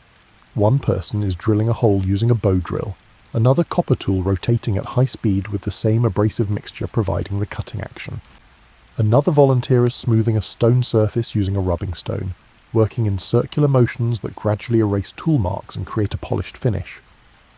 The combined sounds of these activities form a texture of human effort, a workshop atmosphere that must have been common in antiquity. Someone asks about granite, which is significantly harder than limestone. The archaeologist explains that granite requires different techniques. While copper tools with abrasives can work granite, the process is even slower than with limestone. For large-scale granite working, ancient craftsmen relied primarily on the pounding technique you observed at the quarry, using dolerite hammers to fracture and remove material. For fine detail work on granite, they used progressively finer abrasives, essentially polishing away stone in the same way you might polish a gemstone. The afternoon sun angles through the workshop space, highlighting suspended dust particles that have been liberated from the limestone. This dust is a constant companion in stoneworking, getting into everything, coating surfaces with a fine white powder. You notice it on your clothes, on your hands, in your hair. Ancient craftsmen must have breathed this dust constantly, which could not have been healthy. Evidence of respiratory problems has been found in skeletal remains from worker communities, a reminder that these monuments were built at genuine cost to human health. Your arms are tired now, the repetitive motion taking its toll on muscles not accustomed to this particular activity. You pause to rest, flexing your fingers and rolling your shoulders. The channel in the limestone has deepened noticeably, though it is still far from complete. You estimate you have removed perhaps a quarter of the material necessary to reach the required depth. At this rate, finishing the task would take another 10 to 12 hours of work. The archaeologist notices your fatigue and suggests a break. She brings you water and a piece of flatbread, both of which you accept gratefully. While you eat, she talks about the social organisation necessary for sustained stoneworking projects. Someone had to mine the copper, others had to collect and prepare the abrasive materials. Still others needed to quarry the limestone blocks and transport them to work areas. The actual carving represented only one component of a complex supply chain that required coordination across multiple crafts and locations. But the most interesting aspect, she suggests, is the knowledge transfer system. These techniques were not intuitive. They required training, practice, and accumulated wisdom, passed from experienced craftsmen to apprentices. This created professional communities with specialized expertise, groups who possessed valuable knowledge that justified their social position. The relationship between the one who knows and the one who learns is ancient, predating written language, and it is embedded in every carefully carved channel and precisely drilled hole. You return to work on the limestone, incorporating everything you have learned. The motion feels more natural now, less like awkward imitation and more like emerging skill. You will never achieve the proficiency of an ancient craftsman who devoted years to perfecting these techniques, but you can at least glimpse the principles underlying their work. That understanding creates a connection across millennia, a recognition that the humans who built these monuments were neither more nor less than human, just differently equipped and differently motivated. The rope stretches from your hands to a distant stake, running perfectly straight across the levelled ground. You stand at the western end while someone else holds the eastern terminus, and between you lies the foundation for a structure that will eventually align with celestial phenomena. Right now, though, it is just a cleared rectangle on sandy soil with a few positioning stones marking corners. The architect, who has spent 2 decades studying ancient astronomical alignments, walks the length of the rope, checking its positioning. She makes minute adjustments using a plumb bob, ensuring the rope represents a true east-west line. This precision matters because the structure being laid out is designed to interact with sunlight in specific ways. On particular dates, sunlight will enter through one opening and illuminate another, marking key points in the seasonal cycle. You might assume this alignment requires sophisticated instruments, perhaps something comparable to modern theodolites or GPS systems. Instead, the architect uses methods that have been understood for millennia. The east-west line derives from solar observations, by marking the position where the sun rises on the eastern horizon and where it sets on the western horizon, then bisecting the angle between these points, you obtain a true east-west line. The process requires patience and clear weather, but involves no complex mathematics or specialized equipment. For the north-south alignment, the technique involves stellar observation. The architect explains that you would observe a circumpolar star, one that never sets below the horizon, making multiple observations throughout a night as the star rotates around the celestial pole. By marking the star's highest and lowest positions, then bisecting the angle between these points, you establish true north. Ancient observers identified specific stars for this purpose, creating celestial reference points that remained constant across generations. What strikes you as particularly elegant is how these techniques work anywhere on Earth. You do not need to know your latitude or longitude. You do not need maps or tables. You simply need clear skies, patience to make observations, and the mathematical knowledge to bisect angles. Civilizations separated by oceans and millennia independently developed these methods because they flow naturally from careful observation of celestial mechanics. The foundation stones begin to arrive, carried by workers who transport them from a nearby staging area. Each stone has been selected for size and shape, intended to fit into a specific position within the structure. The architect checks each one, occasionally rejecting stones that do not meet requirements and sending them back. This quality control ensures that the finished structure will have the precision necessary for its astronomical functions. You help position one of the foundation stones, sliding it into place according to marks on the ground. The stone is heavy but manageable, roughly the size of a large suitcase. Once positioned, it needs to be levelled. This involves placing smaller stones underneath as shims, adjusting until a simple water level, a tube filled with liquid showing equal height at both ends, indicates the stone sits perfectly horizontal. The process repeats for each foundation stone. Position, shim, level, check, adjust if necessary. The work is methodical but not particularly difficult. What it requires is attention to detail and willingness to make incremental adjustments until everything aligns correctly. Rush the process, and the accumulated errors will compound, resulting in a structure that misses its astronomical targets. Take the necessary time, and the result will function as intended for centuries. While working, you ask the architect about theories that ancient structures demonstrate advanced knowledge that seems inexplicable for their time period. She sighs, and you sense you have touched on a source of frustration. The problem, she explains, is not that ancient peoples lacked sophistication. They were sophisticated, just differently sophisticated than modern cultures.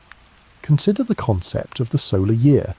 Any agricultural society quickly learns that seasons follow a predictable pattern. By counting days between significant events, such as the longest day of summer, you can determine that the cycle takes approximately 365 days. This knowledge does not require advanced instruments. It requires paying attention and keeping records over multiple years. Once you understand the solar year, you can build structures that mark its passage. If you want sunlight to enter a chamber only on the summer solstice, you design the chamber's entrance to face the point on the horizon where the sun rises on that date. Then you construct the chamber with sufficient precision that the alignment remains accurate.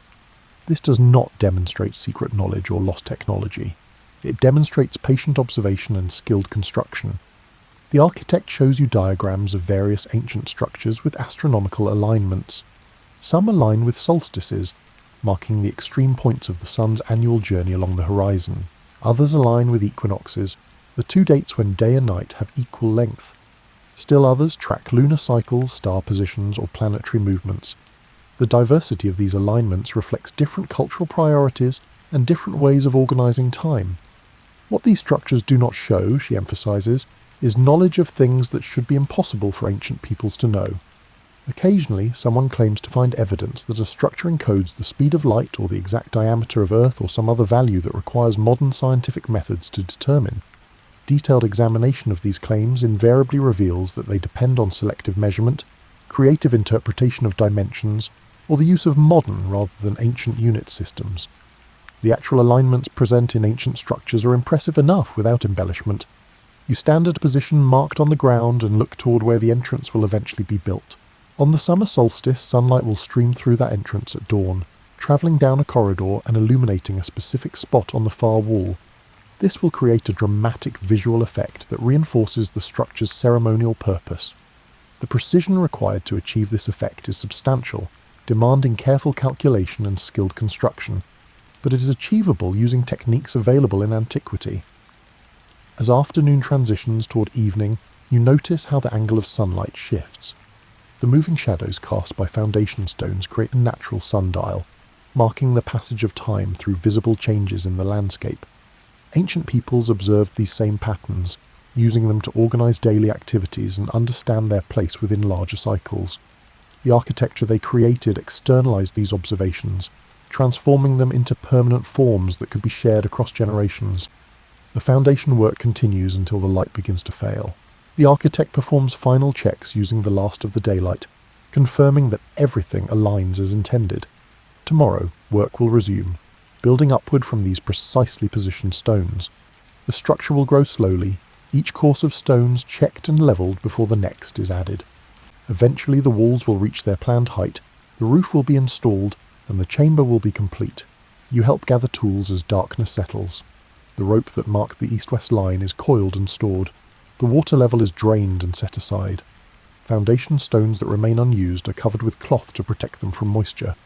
These mundane tasks ground you in the practical reality of construction work. The astronomical alignments may be impressive, but achieving them requires the same careful attention to detail as any other building project. The hieroglyph you're attempting to carve into limestone has approximately 12 components, each one needing to be accurate in both proportion and position relative to the others. You hold a copper chisel in one hand and a wooden mallet in the other, and you are discovering that decorative stone carving requires a completely different skill set than the structural stonework you practiced earlier. The master carver supervising this exercise demonstrates the proper technique. The chisel contacts the stone at a shallow angle, and the mallet strikes with controlled force. Too soft, and the chisel merely bounces off the limestone without removing material. Too hard, and you risk fracturing the stone in unpredictable ways or driving the chisel too deep, creating gouges that ruin the design. The ideal impact removes a small chip of limestone exactly where intended, gradually defining the shape of the hieroglyph through accumulated removals. You try to replicate the demonstrated technique. The mallet strikes the chisel, which contacts the stone and removes a fragment. But the fragment does not come from quite where you intended, and the resulting mark is slightly off from your traced guideline. You adjust your aim and try again. This time, the mark lands closer to the intended position. Progress happens in tiny increments. Each chisel strikes a small bet that pays off, only if your aim is accurate. The hieroglyph you are carving represents a common word, something that appears frequently in temple inscriptions. The master carver chose it specifically because its form includes both curved and straight elements, testing different aspects of chisel control. The curved portions require you to adjust your angle continuously as you work around the arc. The straight portions demand consistency, maintaining the same angle and force across multiple strikes. After perhaps an hour of concentrated effort, you have completed about 1/3 of the hieroglyph. The carved portions are visible but crude compared to the smooth precision of ancient professional work. The master carver examines your progress and offers corrections. Your curves are too angular, composed of straight segments rather than flowing continuously. Your depth is inconsistent, deeper in some areas than others. These problems are typical for beginners but can be corrected with practice. She takes the chisel and mallet, demonstrating a particularly tricky curve that has been giving you trouble. Her hands move with practice certainty, the chisel finding its mark with each strike. The curve develops smoothly under her tools, each chip removal advancing the form without creating jagged edges or irregular depths. Watching her work is simultaneously inspiring and humbling. The gap between novice and expert is vast. You resume carving, trying to incorporate the corrections. Focus on the angle of the chisel. Maintain consistent depth. Let the curve flow naturally rather than forcing it through discrete segments. The advice is simple to understand but difficult to implement. Your hands have not developed the muscle memory necessary for these motions. Each adjustment requires conscious thought, which disrupts the rhythm that experienced carvers achieve. The afternoon sun shifts, changing how light falls on the limestone surface. This alteration in illumination makes the carved portions stand out differently, revealing flaws that were not obvious under the previous lighting conditions. You notice areas where the surface is rougher than intended, places where the chisel removed material unevenly. These imperfections would need to be smoothed in a final finishing pass, using finer tools and abrasives to achieve the polished look of professional work. Around you, other students work on their own practice stones.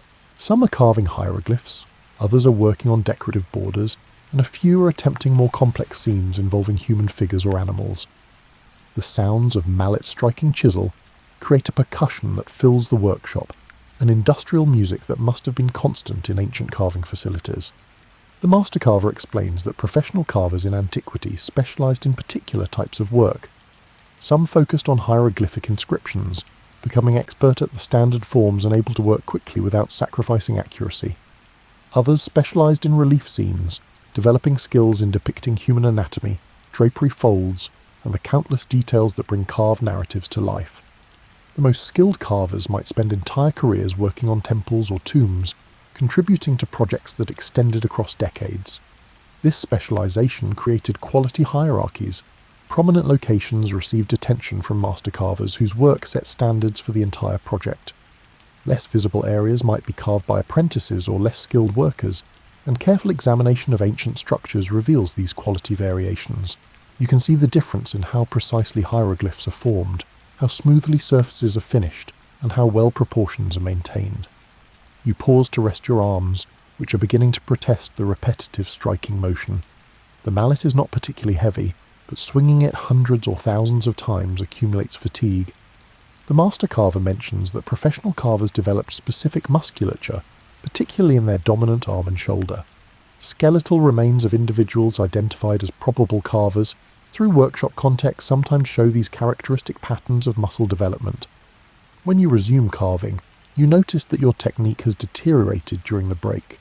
The first several strikes land off target, requiring you to correct mistakes and remove more material than intended. Gradually you recover the rhythm you had developed before the rest period. This interruption recovery pattern suggests that ancient carvers likely worked in sustained sessions rather than starting and stopping frequently. Once you achieved a productive state of focus, it made sense to maintain it as long as physical endurance allowed. The hieroglyph is perhaps 2/3 complete now. The remaining portions include several details that concern you, particularly a section where multiple elements come close together without actually touching.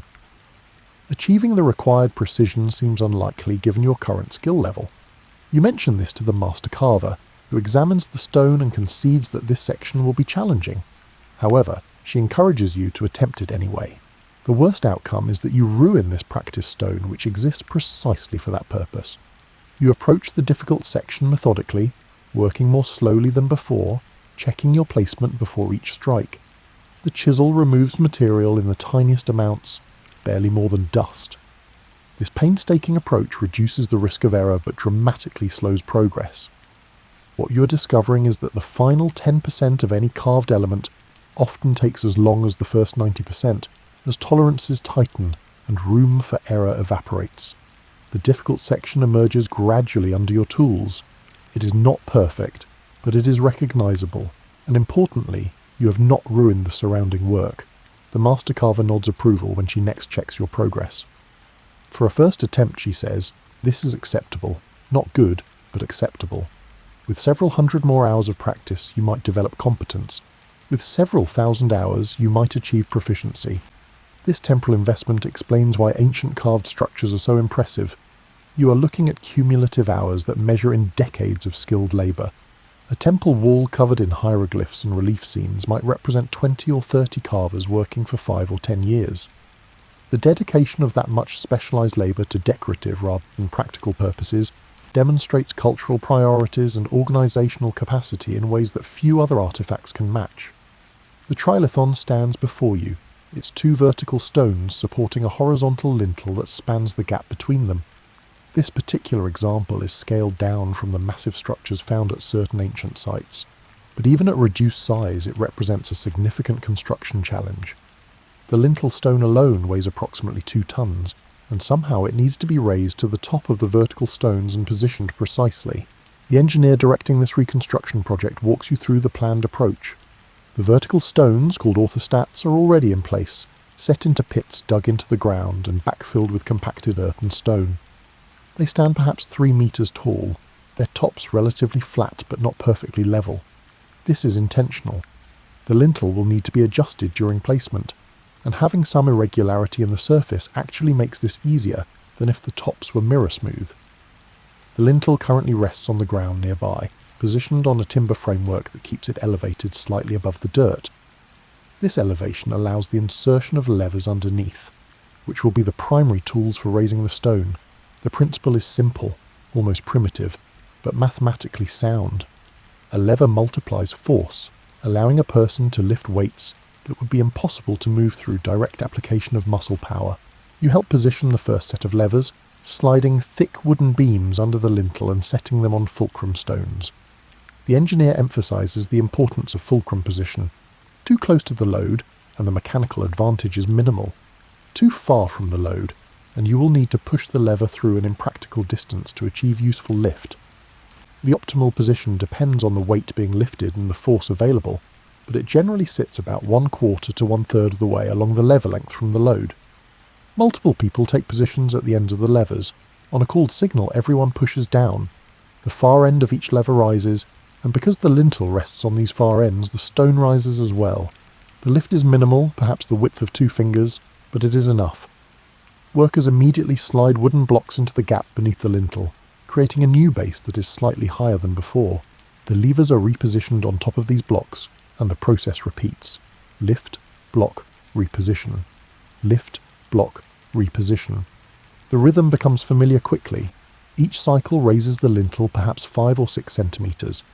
To reach the required height of 3 metres, you will need approximately 50 to 60 cycles.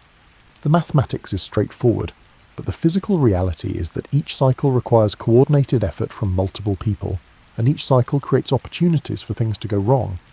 On the 8th cycle, one of the wooden blocks shifts as the lintel settles onto it. The stone tilts slightly, maybe 2 or 3 degrees off level, but this small variation is immediately noticeable and concerning. The engineer calls for a halt while workers assess the situation. The solution is to add additional blocking on the low side, bringing the lintel back to level before proceeding. This correction takes perhaps 10 minutes. A small delay in the overall timeline, but a crucial intervention that prevents the problem from compounding. As the lintel rises higher, new complications emerge. The levers need to be longer to maintain mechanical advantage, but longer levers are heavier and more awkward to position. The timber framework supporting the lintel becomes taller and more complex, requiring additional bracing to remain stable. Small errors in levelling become more obvious and more consequential. What began as a straightforward process gradually reveals its inherent complexity. You notice that the engineer constantly monitors not just the lintel, but also the vertical stone supporting it. These orthostats are set firmly in their pits, but the uneven forces generated during the lifting process could potentially shift them if the loading is not balanced.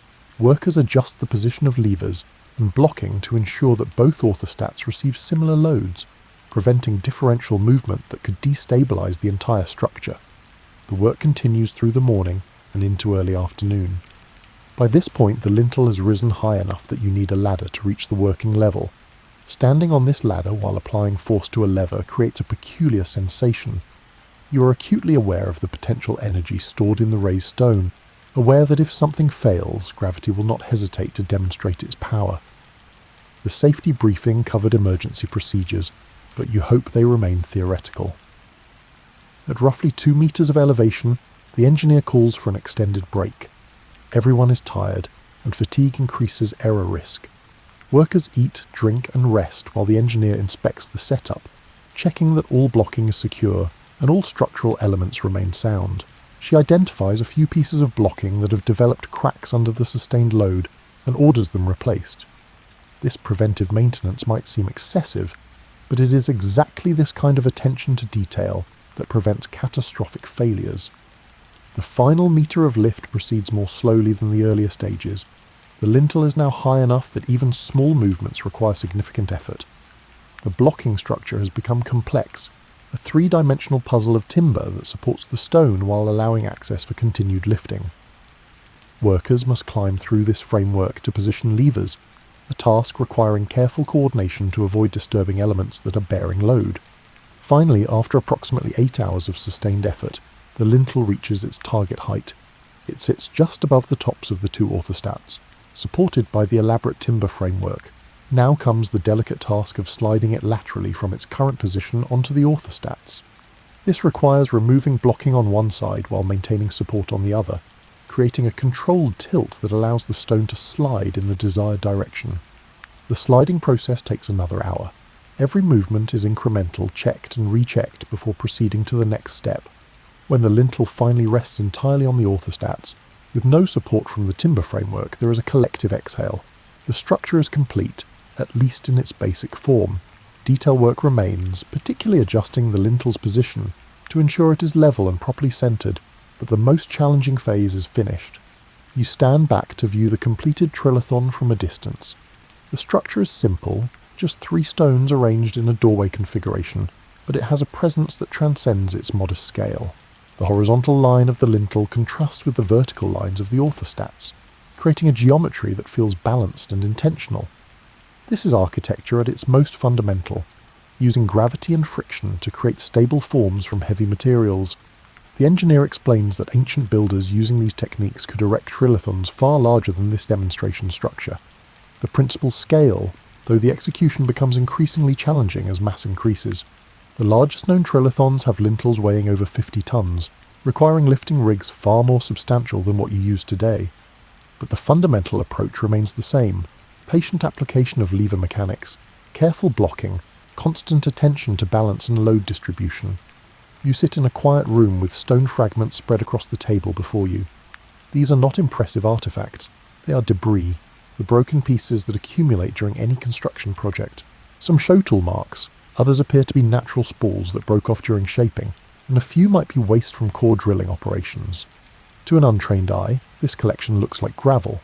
To archaeologists, it represents a detailed record of ancient construction techniques. The lead researcher picks up one fragment and holds it to the light. This piece, she explains, comes from the interior of a core drilling, identifiable by the circular cross-section and the parallel scratches that spiral around its length. These scratches result from the rotation of a tubular drill, with abrasive material trapped between the drill and the stone doing the actual cutting. The pitch of the spiral indicates how far the drill advanced with each rotation, and this fragment suggests the drill was moving relatively quickly, completing perhaps one rotation per centimetre of depth. She sets down the core fragment and picks up another piece that shows different characteristics. This fragment displays a flat surface with parallel grooves running in one direction. The grooves are shallow and closely spaced, forming a texture rather than deep channels. This pattern indicates the use of a saw, probably a copper blade with abrasive mixture pulled repeatedly across the stone surface. The stone eventually fractured along its natural grain, producing this waste piece. What makes these fragments valuable is that they preserve evidence of processes that left no marks on finished structures. When ancient builders completed a temple or monument, they removed tool marks through polishing, creating surfaces that reveal nothing about how they were shaped. But the waste pieces that accumulated during construction show the intermediate steps, the scratches and grooves and fracture patterns that document actual working methods. The researcher shows you a controversy that has simmered in archaeological circles for decades. Some fragments from certain sites show marks that seem inconsistent with copper tools and abrasives. The grooves are deeper, the spacing is different, and the wear patterns do not match experimental results from replica tools. This led to speculation about unknown techniques or even non-human assistance, theories that continue to circulate despite problematic foundations. More recent analysis has revealed a simpler explanation. The unusual marks come from a later period when iron tools were available. Ancient sites were often reused, with later cultures modifying or expanding existing structures. The controversial fragments represent this later activity, rather than original construction. Once researchers accounted for the temporal mixing of artifacts, the supposed mystery dissolved, leaving only misidentified evidence from different historical periods. You pick up a fragment that shows what appears to be a failed attempt at drilling. The drill started at one point, then skipped to a new position perhaps a centimetre away, leaving a partial circle that was never completed. This error is strangely humanising. The worker who made this mark probably muttered something unflattering, repositioned the drill, and started fresh. That moment of frustration is preserved in stone, connecting you directly to the emotional experience of someone working millennia ago. The researcher mentions that analysing these waste fragments has revealed information about tool maintenance schedules. As cutting tools wear, the character of the marks they leave changes subtly. Fresh tools create narrow, clean grooves. Worn tools create broader, rougher marks. By examining multiple fragments from the same context, researchers can estimate how frequently tools were being replaced or resharpened. This provides insights into workshop organisation and the logistics of tool supply. Another category of fragments shows incomplete carvings, places where decorative work was started but not finished. One piece displays the outline of a hieroglyph traced in red ochre, with only the first few chisel marks made toward actually carving it. Perhaps the stone cracked and was discarded before carving progressed. Perhaps the design was rejected. Perhaps the worker was called away and never returned to this particular stone. The incomplete work captures process in a way that finished products cannot. You examine a piece that shows signs of recycling. One surface has tool marks from original construction work, but another surface shows different marks from later reuse. Ancient builders apparently salvaged broken pieces, reprocessing them for different purposes rather than always working from fresh stone. This recycling makes practical sense given the effort required to quarry and transport new material, but it complicates archaeological interpretation, because a single fragment might contain evidence from multiple time periods and projects. The researcher explains that one challenge in this field is distinguishing between marks that result from intentional shaping versus marks that occur through natural processes or post-depositional damage. Stone can fracture from thermal cycling, from freeze-thaw action, from root growth, from countless natural phenomena. Learning to recognise anthropogenic modifications requires training and experience. Even experts sometimes disagree about whether particular marks represent human activity or natural processes.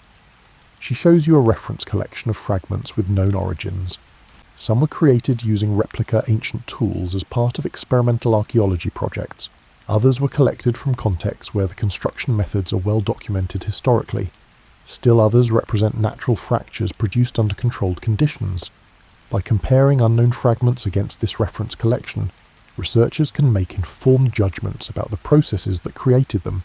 One fragment is particularly instructive. It shows marks from 3 different processes: initial rough shaping using percussion, intermediate smoothing using coarse abrasives, and final polishing using fine abrasives.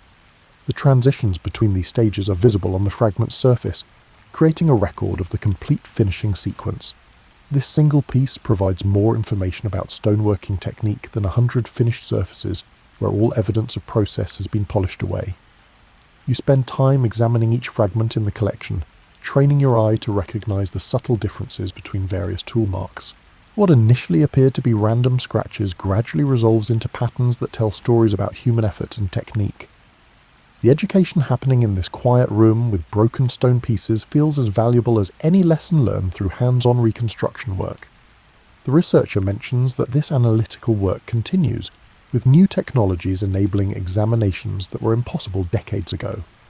Microscopic analysis reveals details invisible to the naked eye. 3D scanning documents surface topography with sub-millimeter precision. Chemical analysis identifies residues from organic materials that do not normally survive in archaeological contexts. Each technological advance provides new data, refining our understanding of how ancient peoples achieved their architectural accomplishments. She concludes by emphasizing that the story told by these fragments is ultimately one of human capability. Ancient builders did not have access to modern tools or modern knowledge, but they had intelligence, patience, and accumulated expertise. They observed physical principles even if they did not express them in mathematical equations. They developed techniques through trial and error, preserving successful methods and discarding failures. The monuments they created are impressive, but the fragments they left behind are educational.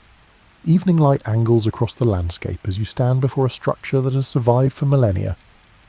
The stones show their age in weathered surfaces, in joints where mortar has eroded away, in the subtle settling that has occurred over countless generations. This architecture was never intended to look pristine. It was designed to endure, and endurance accepts the marks of time as inevitable. You run your hand along a stone surface that was carved flat thousands of years ago. The texture under your palm is rougher than it would have been when fresh. Wind-driven sand has abraded the surface, microscopic scratches accumulating into visible texture. Rainwater has dissolved tiny amounts of material, particularly in areas where runoff concentrated. Lichen has colonized some surfaces, the biological activity gradually breaking down stone at scales measured in geological time. Yet despite this weathering, despite the absence of maintenance for centuries, the structure stands. The fundamental engineering remains sound. Gravity holds the stones in place through sheer mass and friction. The architectural design anticipated loads and distributed them through stable pathways to the ground. Because the builders understood these principles and executed the construction carefully, their work persists long after the culture that created it has transformed beyond recognition. A bird lands on the uppermost stone, and you smile at the reminder that these monuments exist in a living world. Insects nest in the joints between stones. Plants grow in cracks where soil has accumulated. Small animals use the structures as landmarks and shelters. The stones have been incorporated into ecosystems, becoming habitat as well as historical artifact. The question of why these structures survive when so many others have not leads to consideration of intentionality and design. The builders chose durable materials, selecting stone types that resist weathering. They created stable geometries, avoiding designs that concentrate stress in ways that promote failure. They invested in foundations that go deep enough to resist frost heave and settling. Every choice reflected an understanding that this work was meant to outlast the workers who created it. You think about the modern experiments you participated in, the stone carving and lifting and aligning. Those activities provided glimpses into ancient techniques, but they occurred in controlled conditions with safety equipment and the ability to stop if things went wrong. Ancient workers operated under different constraints. The work was genuinely dangerous, and accidents certainly occurred. Success required not just skill but also courage, the willingness to climb on unstable structures and perform tasks where mistakes could be fatal. The structures themselves embody accumulated knowledge from previous generations. No single builder invented these techniques. Each generation learned from predecessors, made small improvements, and passed the refined methods forward. The evolution of construction practices appears in the archaeological record as gradual changes in design, in tool types, in the scale of projects attempted. This intergenerational transfer of expertise is one of humanity's defining characteristics. As darkness approaches, you notice how the structure's profile stands out against the dimming sky. The geometry remains clear even as details disappear into shadow. This silhouette effect must have been intentional, chosen by builders who understood how their work would be perceived in different lighting conditions. Architecture is never just functional. It communicates through form and placement, creating meanings that shift with context and perspective. The stones around you were shaped before written language became common, before mathematics was formalized, before engineering existed as a distinct discipline. Yet the builders possessed deep practical knowledge, understanding gained through observation and experimentation rather than formal education. They knew how leverage multiplied force. They knew how to find true north using stars. They knew which wood made the best rollers and which stone made the hardest hammers. This knowledge was never lost. It merely stopped being actively used when newer methods proved more efficient. The copper saws and dolerite hammers and wooden levers were replaced by iron tools and mechanical advantage machines, and eventually by power equipment. But the underlying principles remained valid. You demonstrated their validity through direct experience, moving stones and carving channels using techniques that have not fundamentally changed in thousands of years. The cold night air settles in, and you prepare to leave. Tomorrow, other visitors will stand where you stand now, contemplating these same stones.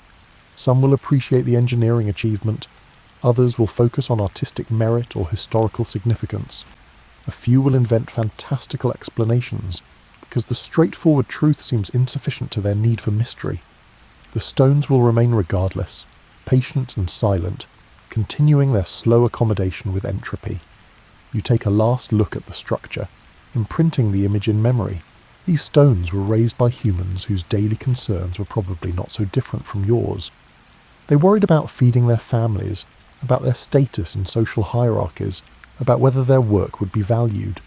The difference is that their labour produced something that survived, that continues to provoke thought and wonder long after the workers themselves return to dust. The path leads away through darkness, and you follow it carefully, aware that the ground is uneven and obstacles are hidden in shadow.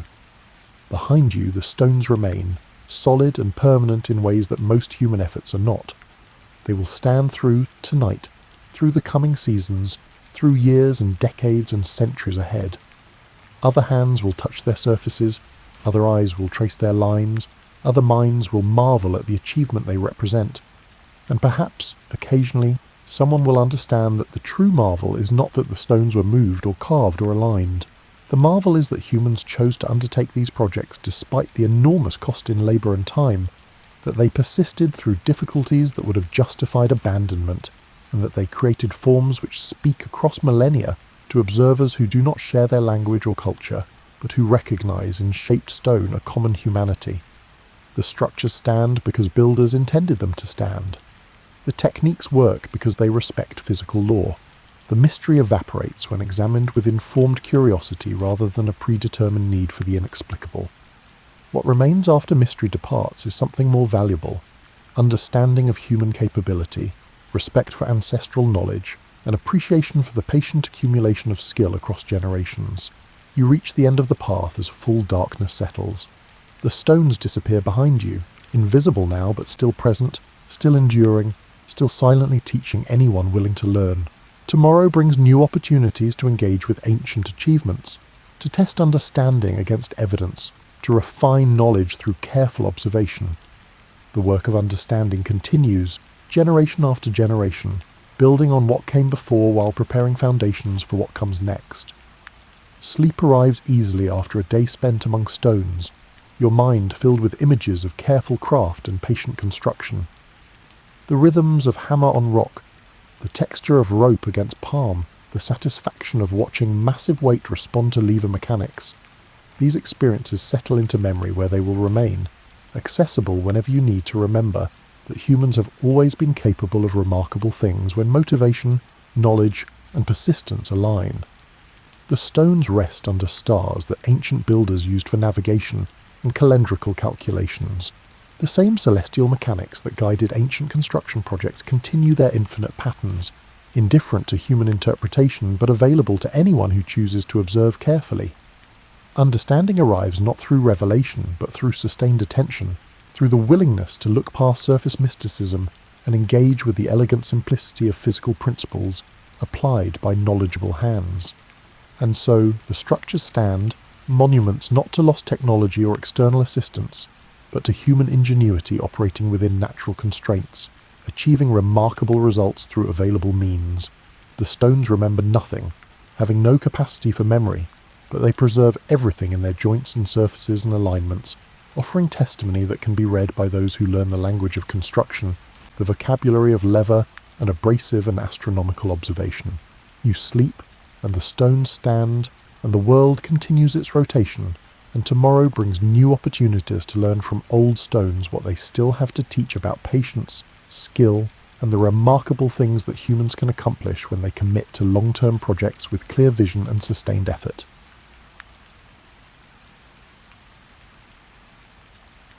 The Giza Plateau is a limestone shelf that rises from the desert west of Cairo. It has seen every season of human aspiration and stillness. This ridge of stone only had wind, sunlight, and the slow work of weather on it long before engineers talked about erosion patterns or visitors lined up to take pictures. The Great Sphinx is carved from living rock and sits at the edge of that plateau. Its face is oriented toward the morning, and for thousands of years it has held a secret that is not inscribed in hieroglyphs, but in the texture of its own aged skin. The hour before dawn is when the desert holds its breath. There are no cars on the faraway highways. No one sells bottled water or little pyramids by shouting out prices. The limestone plateau west of the Nile goes on, with only outcrops of harder rock breaking it up. These outcrops will one day become monuments, but for now they are just part of the landscape, anonymous and patient. You are wandering over this wide space in a period that is so far in the past that even the idea of history seems impossible to grasp. Some regions have solid bedrock under your feet, while others have a thin coating of sand on top. The wind is always moving, but not in big gusts. Instead, it flows steadily and steadily, as if it has been happening on forever, and will keep flowing long after any one moment has passed. The rock here is not the same all around. Some layers are thick and have little grains, like old parchment. Some layers are softer and more porous. They are full of small fossilized shells from an ancient sea that covered this area millions of years before any humans walked upright. These layers are like pages in a book, with each one telling a distinct story from long ago. Instead of words, they are made up of minerals and pressure. The sun starts to rise each day, colouring the sky in the east with tints of amber and soft gold. As the light spreads across the plateau, it shows the tiny changes in the land that were hidden in the dark. There are natural depressions where softer rock has been worn down over many seasons. There are ridges where tougher formations have stood up to the slow work of wind and rain. The environment isn't striking like mountains or canyons, but it has a kind of austere beauty, with shapes that were made by processes that are too slow to see, yet too strong to ignore. There is nothing here that makes you think of the future monuments that will one day identify this place. The rock that will become the Sphinx is on a natural outcrop at the edge of the plateau, facing east like everything else on this exposed shelf of stone. It is a little lower than the land around it, and is part of a formation that has been created by geological forces over millions of years, but has not yet been touched by people. The stone gets warm during the day and cool at night. It expands and contracts with temperature fluctuations so small that you wouldn't notice them in your lifetime, yet they make their mark over thousands of years. As you might anticipate in a desert region, the air is dry most of the time, but not all the time. There are times when clouds gather and rain falls, and short storms change the plateau into something other for a short time. However, A modern visitor who only knows the dry present could find it hard to picture. The way water moves is different from the way wind moves. Instead of scattering, it flows along with gravity, accumulating in natural channels, pooling in low spots, and carving patterns into stone that look nothing like the smooth abrasion created by airborne sand. You can't see the Nile from this high up, but it does run someplace to the east. The river sets the pace of life in this area. Its yearly floods deliver nutrients and moisture that let towns grow along its banks. The plateau, on the other hand, stays mainly dry.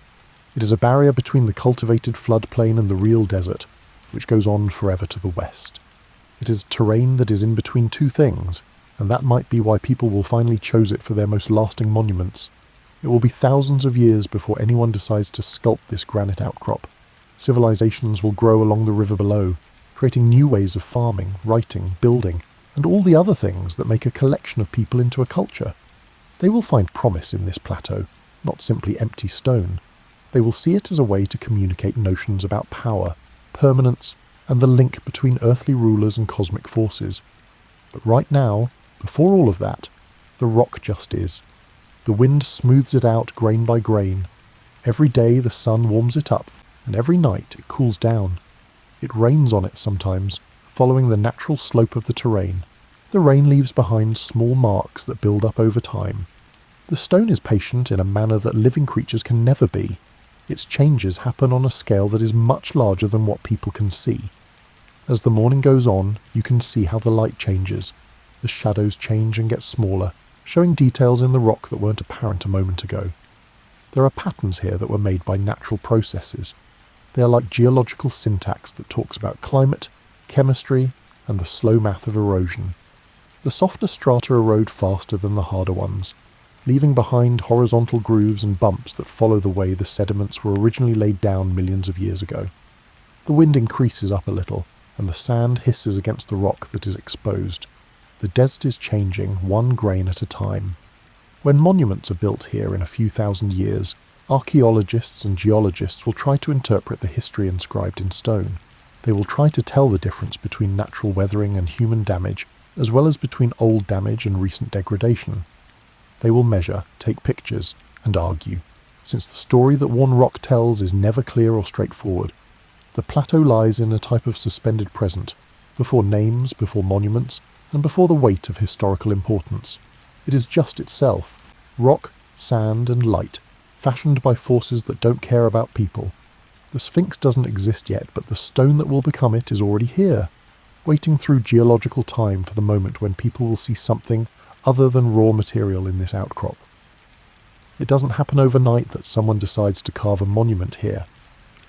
The idea takes shape in the thoughts of planners, priests, and the pharaoh, who will take credit for the effort over the course of decades, maybe even longer. The pyramids have already grown on the plateau. They are huge geometric shapes that stand out in the landscape. Now people are looking at this outcrop of natural granite at the edge of the plateau.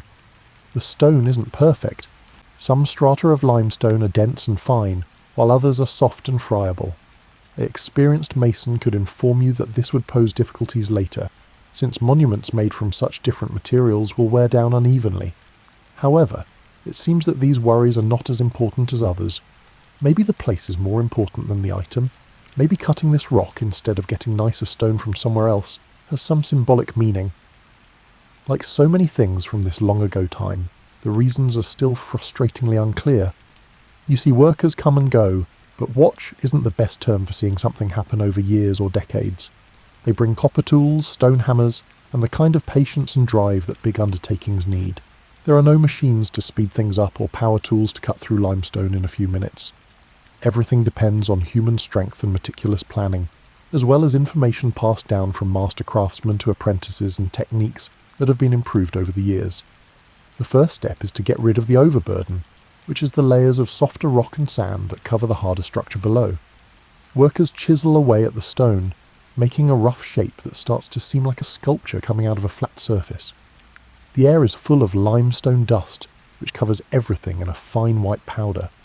The labour is slow and careful, following the lines drawn by designers who have some idea of what the final shape will look like. But whether that idea fits what will actually come out is another thing. The lion's body comes together initially. Not a realistic lion or an attempt to copy the exact anatomy of the animals that used to live here, but something more symbolic and stylized. The haunches are huge and the paws are stretched out in the position of a reclining cat. The dimensions are changed to fit the stone that is available instead of how they actually are. When they can, the workers follow the natural layers of rock. This lets the horizontal strata define certain aspects, and when the design calls for it, they cut over them. The head offers numerous kinds of problems. Human features need more accuracy and more care when it comes to details. You have to carve the eyes, nose and mouth out of stone that wasn't meant for such delicate labour. The softer layers are an issue because they break off without warning, making workers change their plans. Some parts need more material than others, and you can see how the sculptors work with what they have by making small changes to the overall shape to make up for differences in stone quality. A trench forms around the new monument, but forms makes it sound more natural than it really is. This trench was dug on purpose, cutting into the bedrock to separate the Sphinx from the plateau around it and to get stone for other building projects. The workers take out thousands of tons of limestone block by block to make a rectangular enclosure that will be deeper than a 2-story skyscraper. This trench will be important later, but no one here knows why. It will become its own kind of book, with its walls collecting information about weather and climate that future researchers will be very interested in. The effort goes on through the seasons and perhaps through changes in leadership. When a pharaoh dies, their successor takes on their work. The same workmen who carved temples or pyramids might work here, bringing with them experience with large masonry, but maybe wondering why this particular outcrop needs so much work. The Sphinx is big, but not as big as the pyramids.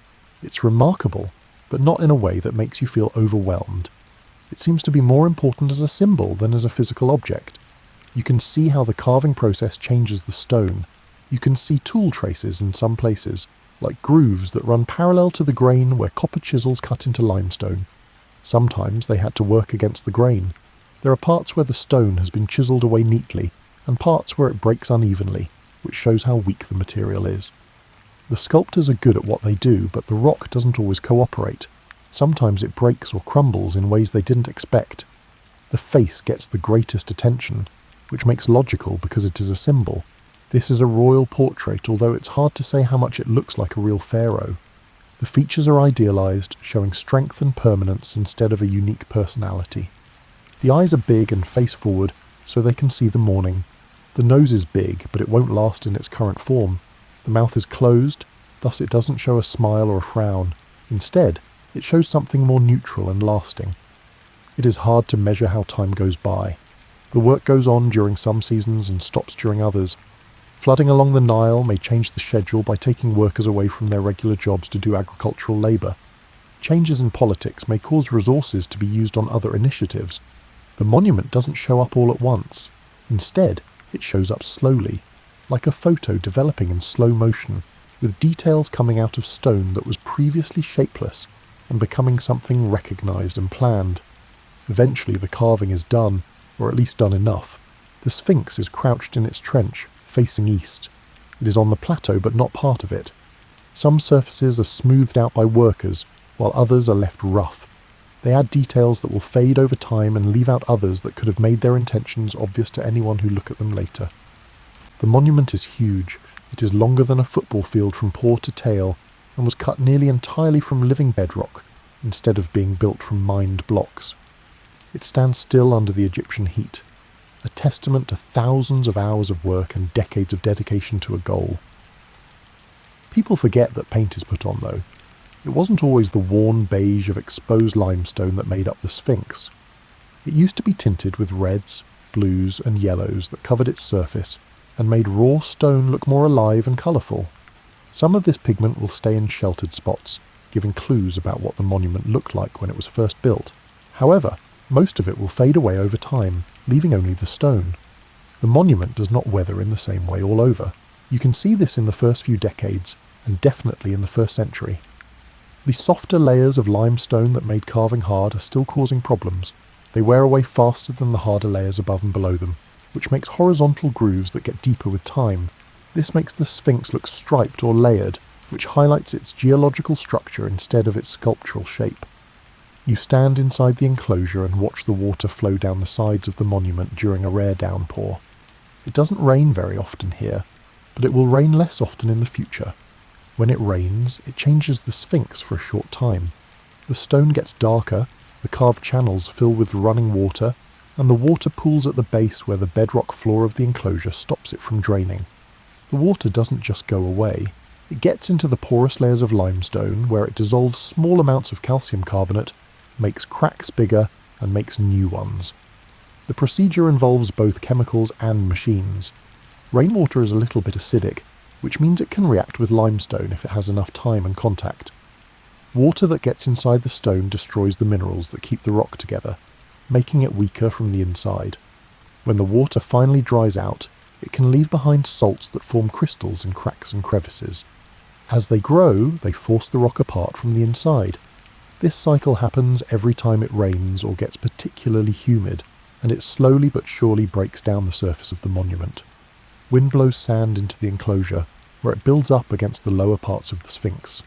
In some respects, this is protective because it covers the base of the monument and keeps it from getting worse. But the sand also moves, uncovering and recovering different parts over hundreds of years, which makes the preservation pattern uneven.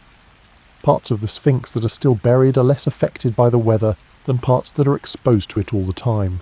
This will confound future investigators who expect the same level of damage to happen everywhere, but instead find a mix of different weathering states. The walls of the enclosure also start to transform.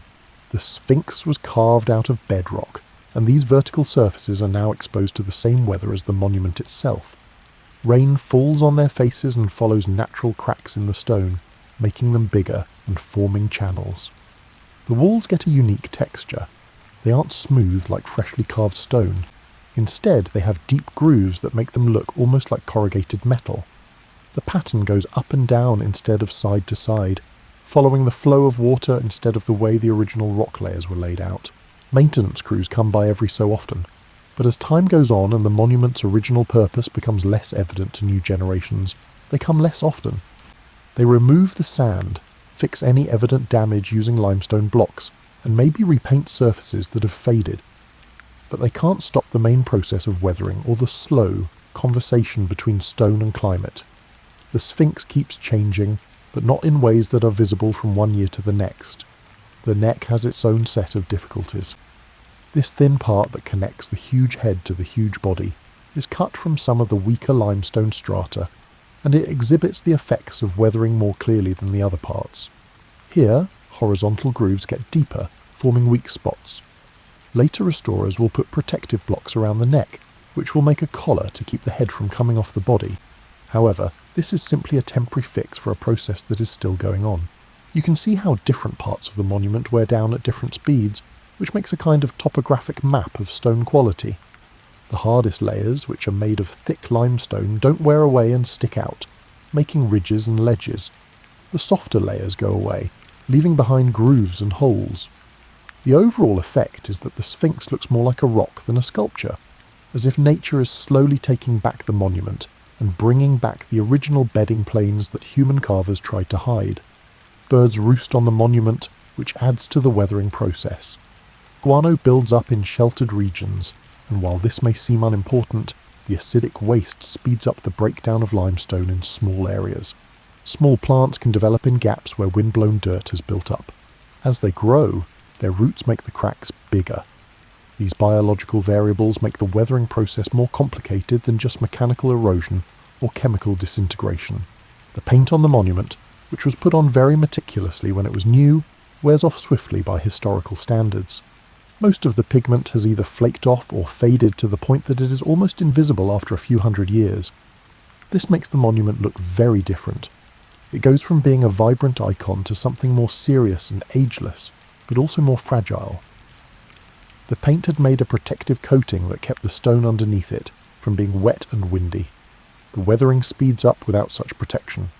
Sandstorms wear down exposed surfaces, especially the eastern face, which faces the sunrise and gets the full power of winds pouring in from the desert.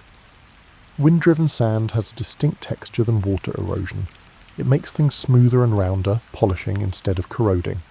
But the Sphinx, especially in its lower parts, has been weathered more by water than by wind. This will eventually confuse people who think this area has always been as dry as it is now. The monument finds a balance with its surroundings, and the rate at which it wears down depends on the weather, the quality of the stone, and how much sunlight it gets. It doesn't fall apart or break down, but it also doesn't stay the same. The Sphinx is like a record of the local weather inscribed in stone that has been worn down over time. However, it will take tools and knowledge that don't exist yet to read that record. For now, it just stands, or sits, or crouches, a man-made thing that is slowly turning back into a geological feature. People from faraway areas start to arrive. They have heard legends of the monuments on the Giza Plateau and want to see them for themselves. They come from Greece and Rome, and later from the Middle Ages, the Arabian world and other places. They stand in front of the Sphinx, or what's left of it when the sand is high, and they write down what they see with different levels of precision and understanding.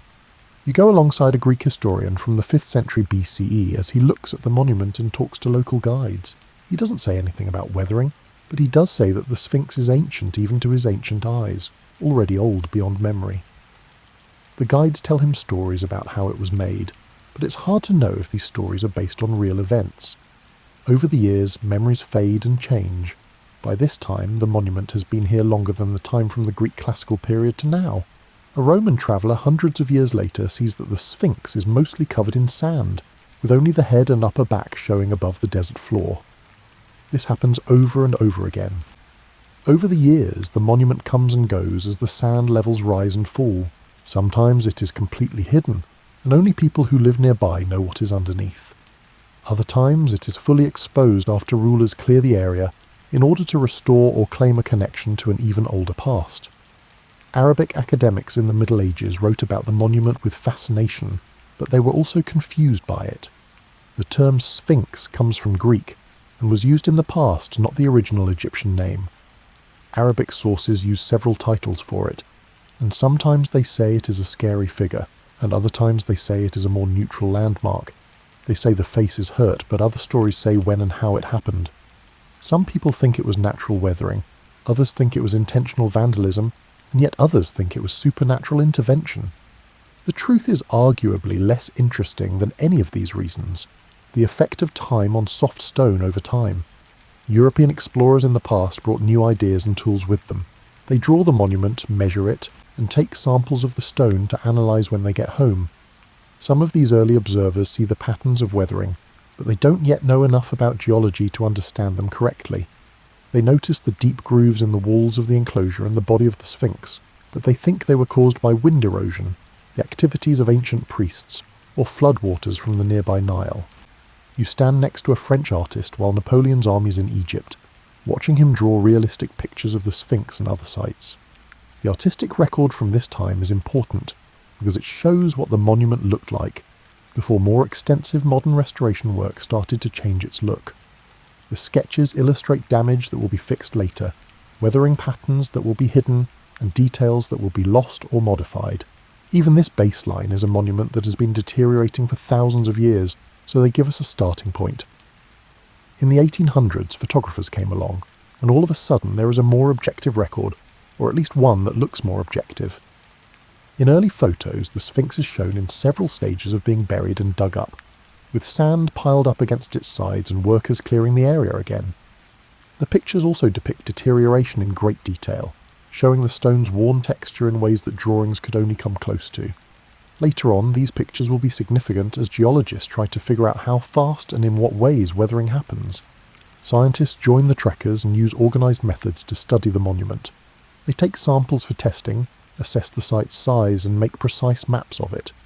Some people are interested in the archaeology and want to know when and by whom the Sphinx was carved.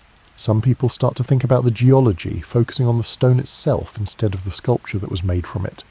They see that the walls of the enclosure and the body of the Sphinx have comparable weathering patterns, which makes sense because they are both made from the same rock.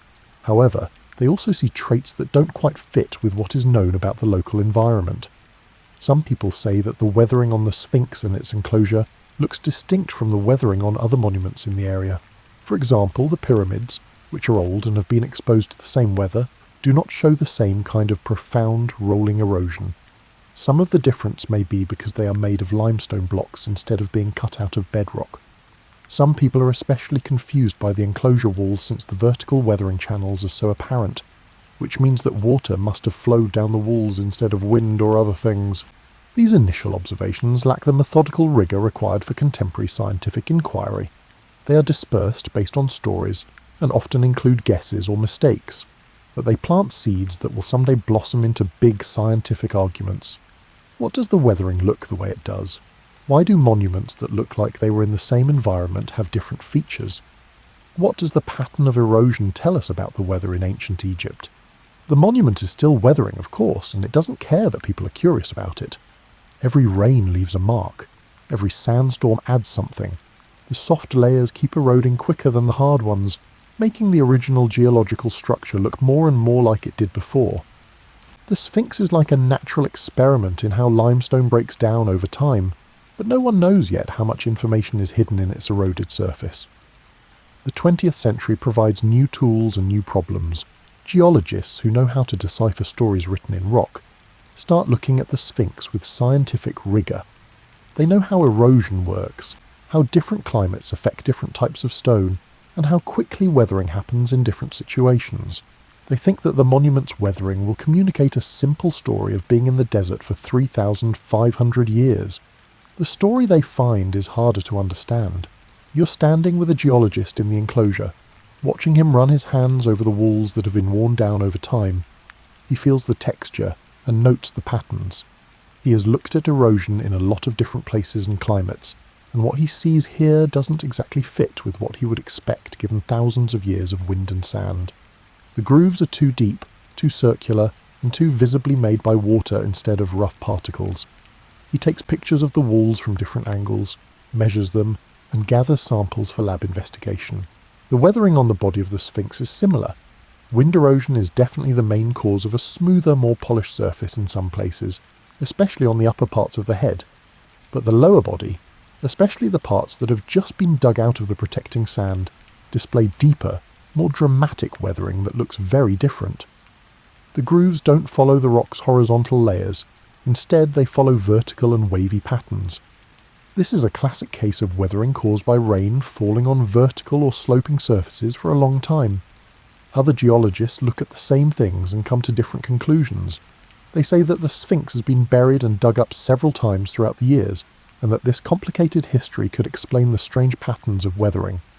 When buried, the monument is safe from degradation on the surface, but it is still vulnerable to groundwater and crystallizing salts.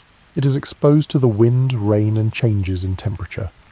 The combination might induce weathering that doesn't appear like basic desert exposure, since it isn't simple desert exposure. Some people also say that the limestone itself is of different quality. Maybe the deep grooves and channels are only showing natural weak spots in the stone, following cracks and fissures that are already there instead than making new ones.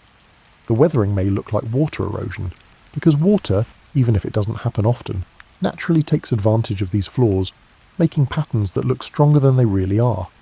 The argument gets technical and focuses on the intricacies of rock mechanics and erosion processes that need special understanding to judge. The walls of the enclosure are still the main topic of conversation, since they act as a form of control surface. It seems apparent that these walls were carved at the same time as the Sphinx. They have been in the same weather as the monument, but their shape is different. They are largely vertical instead of horizontal, and they reveal signs of weathering that many geologists say look more like long-term rain than wind. The walls have deep scallops and vertical channels that split and join, which is exactly what you would expect from water pouring down a surface over a long time. People compare it to other Egyptian monuments. The pyramids, which are either older than or built at the same time as the Sphinx, do not show the same profound weathering. But they are made differently. Instead of being carved from bedrock, they are made of blocks. The temples close to the Sphinx have some weathering that is similar, especially on limestone parts, but it is not as strong. The variances could be due to differences in the quality of the stone, how long it was exposed, the history of burial and excavation, or something else entirely. Reconstruction of climate comes up in the conversation. Paleoclimatologists look at all the different types of evidence that show what the weather was like in the past, such as lake levels, pollen records, and sediment cores. Most people agree that the Sahara was wetter at some times, especially in the early Holocene, which was several thousand years before the date that is usually given for the Sphinx's carving. There were more rainfall, more plants, and more rivers that flowed all year instead of only during the rainy season. This wetter environment could explain the water weathering, but only if the Sphinx is older than what most archaeologists think. Dating becomes very important and controversial. Inscriptions and stylistic analysis from archaeology lead to the Fourth Dynasty, which was about 2,500 years before the Common Period. Traditional Egyptology backs up this date very well. It fits into recognised chronologies and matches the art style of the time. But if the weathering is due to thousands of years of rain that stopped around the end of the Wetter Holocene period, then the monument would have to be much older, maybe 7,000 to 9,000 years old. This goes against almost all archaeological evidence and makes it very hard to understand ancient Egyptian civilization. The geologists who are involved do not agree. Some people say that the weathering patterns plainly show that it doesn't rain in this area often enough to cause such profound erosion. Some people say that the conventional chronology can explain the weathering if you take into account all the things that make it more complicated, such the many types of stone, the history of the burial site, and the occasional but important rain events that still happen. The argument gets hot at times, with charges of going too far and being closed-minded flying in all directions. You see more measurements being taken, more samples being looked at, and more computer models being made to show how things might weather in different situations. The technology gets better, which lets for more accurate analysis, but the basic questions stay the same. What age is the Sphinx? What kind of weather caused the weathering we see today? How do we make sense of geological theories and archaeological data when they don't agree? As more scientists from different domains share their ideas, the scientific discussion becomes more nuanced. It becomes evident that simplistic explanations don't work, and that the reality is made up of many aspects that interact in complicated ways. The monument's weathering is caused by a number of things, including the temperature, the quality of the stone, and the history of the burial. It could even be caused by other things that haven't been thought of yet. You're sitting in a lab where limestone samples from the Sphinx are being put through tests to see how quickly they weather. Researchers put the stone through different conditions like rain, wind erosion, temperature changes, and salt crystallization to try to recreate the patterns that can be seen on the real monument. The tests show how sensitive limestone is to the weather, and how even tiny variations in moisture or temperature can cause very diverse erosion patterns over time. They also show how hard it is to go from laboratory timescales to geological ones. The topic of rain becomes quite important. How much rain and when? Most of the time, modern Cairo only gets approximately an inch of rain a year, usually in short winter storms. This is definitely not enough to cause the deep water weathering seen on the Sphinx, not even after 3,500 years, and possibly not even after 10,000 years. But climate data show that Egypt was much wetter in the early Holocene, with rainfall that was maybe 10 to 20 times higher than it is now. The wetter period came to an end slowly, giving way to the dry conditions that today prevail. Most of the change happened between 6,000 and 4,000 years ago. If the Sphinx was carved during that wetter time, or even at the end of it, it could have been exposed to rain for hundreds, or even thousands of years, which would have caused noticeable water weathering before the climate dried out to what it is now. This doesn't mean that the monument is 9,000 or 10,000 years old, but it does mean that it is older than the usual Fourth Dynasty date, maybe by 1,000 years or more. This would still go against what is known about Egyptian history, although not as strongly, and it might fit with other data. Other reasons are still possible. Some experts stress that the enclosure generates a microclimate, which makes the effects of even rare rainfall stronger. Water that falls on the plateau naturally flows into the enclosure. Once it gets there, it pools and soaks into the walls instead of flowing off. Over thousands of years, this concentration effect could cause deterioration that looks more dramatic than just being in the open air would suggest, even while rainfall has been going down. Some people are more interested in the precise layers of limestone. A detailed geological map of the site shows that the softer layers, which are the ones that are most likely to weather, are visible on both the body of the Sphinx and the walls of the enclosure. It is possible that the erosion looks out of place for the monument's age, since these layers wear down considerably faster than the tougher strata. Salt weathering is another way that minerals that have been dissolved in water crystallize in the porous stone and force it apart from the inside. This is just one of several ways that surface degradation speeds up. You can't disregard the history of burial.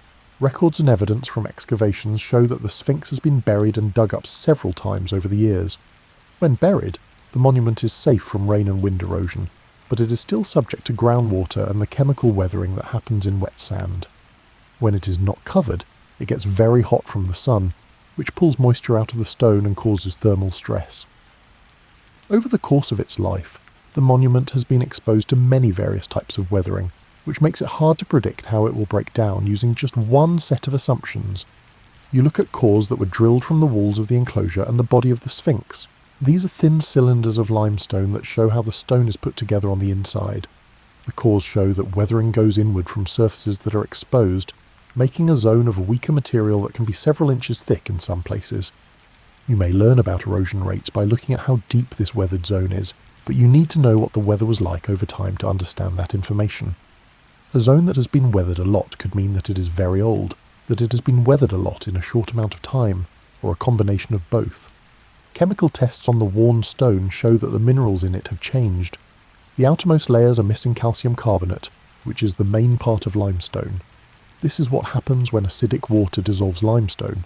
When groundwater evaporates, it leaves behind dissolved minerals, which is how sulfates and chlorides form.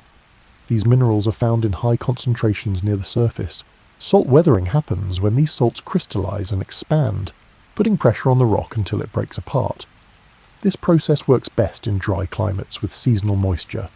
Detailed photogrammetry and laser scanning are used to study the patterns of erosion. These methods make three-dimensional reconstructions of the monument's surface that are accurate to within millimeters. This lets researchers measure the depth and shape of weathering features. The data backs up what thorough eye examination already showed. The weathering isn't even, it follows the stratified structure of the rock, and it has signs of water action, especially on vertical surfaces in the enclosure. But even with all this evidence, it's still hard to reach a consensus.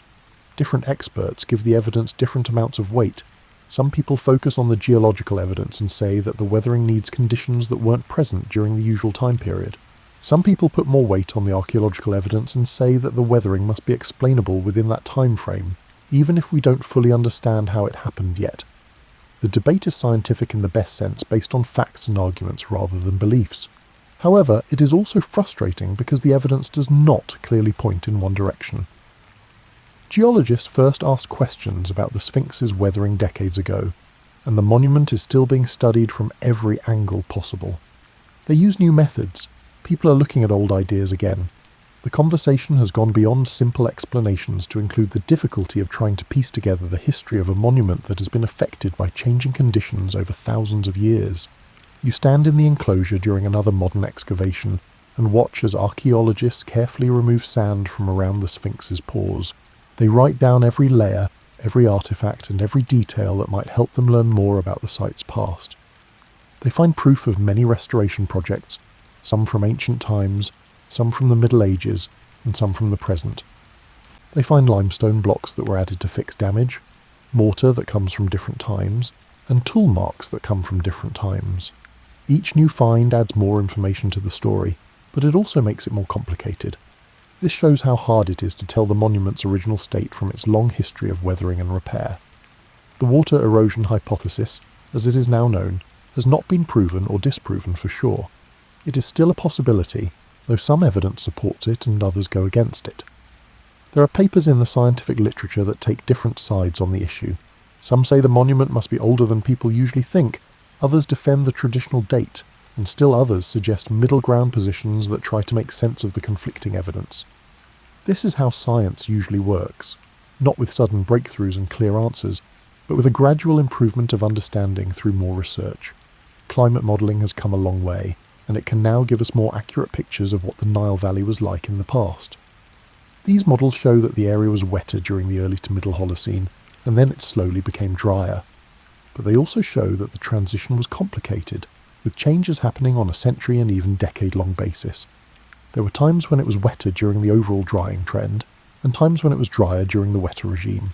Because of this variability, you can't just assume that heavy rain stopped suddenly at a certain point, which makes it harder to use climate as a dating tool. Archaeological research is still improving our understanding of the timeline of ancient Egyptian civilization. New discoveries, new ways to date things, and new ways to look at old evidence all help us get a better idea of when different monuments were built and what kinds of technologies and social organisations were around at different times. Based on a lot of archaeological evidence, the 4th dynasty is still the most likely time for the Sphinx's carving. However, there is room for debate about whether the monument was started earlier and finished during that time, or whether it includes an earlier natural feature that was later carved into its current shape. The chance of misidentification is also taken into account. What if some of the weathering that people think is caused by water is really caused by something else? Salt weathering, for instance, can make surfaces that look like they have been eroded by water. Microorganisms and lichens can cause biological weathering that leaves patterns on limestone that might be misread. Over thousands of years, morning dew can chemically weather stone surfaces. This dew condenses on the stone and can be very acidic. Maybe the unique weathering isn't mostly caused by rain, but by these other processes that are still going on in the current climate. You see a debate at an academic conference where geologists and archaeologists talk about their most recent discoveries. The conversation is technical and sometimes heated, but everyone is polite and focused on finding the truth rather than winning arguments. The geologists agree that their interpretations are based on assumptions about erosion rates that are hard to check. The archaeologists admit that the patterns of weathering are strange and can't be fully explained by standard models. Both groups agree that more research is needed, but they don't agree on what that research should focus on. The monument itself is still changing. Modern conservation efforts try to slow down the weathering process by fixing damaged areas, controlling the flow of groundwater, and limiting tourist access to sensitive areas. These changes to the monument change the way it naturally decays, making it even harder for future researchers to figure out how it has weathered over time.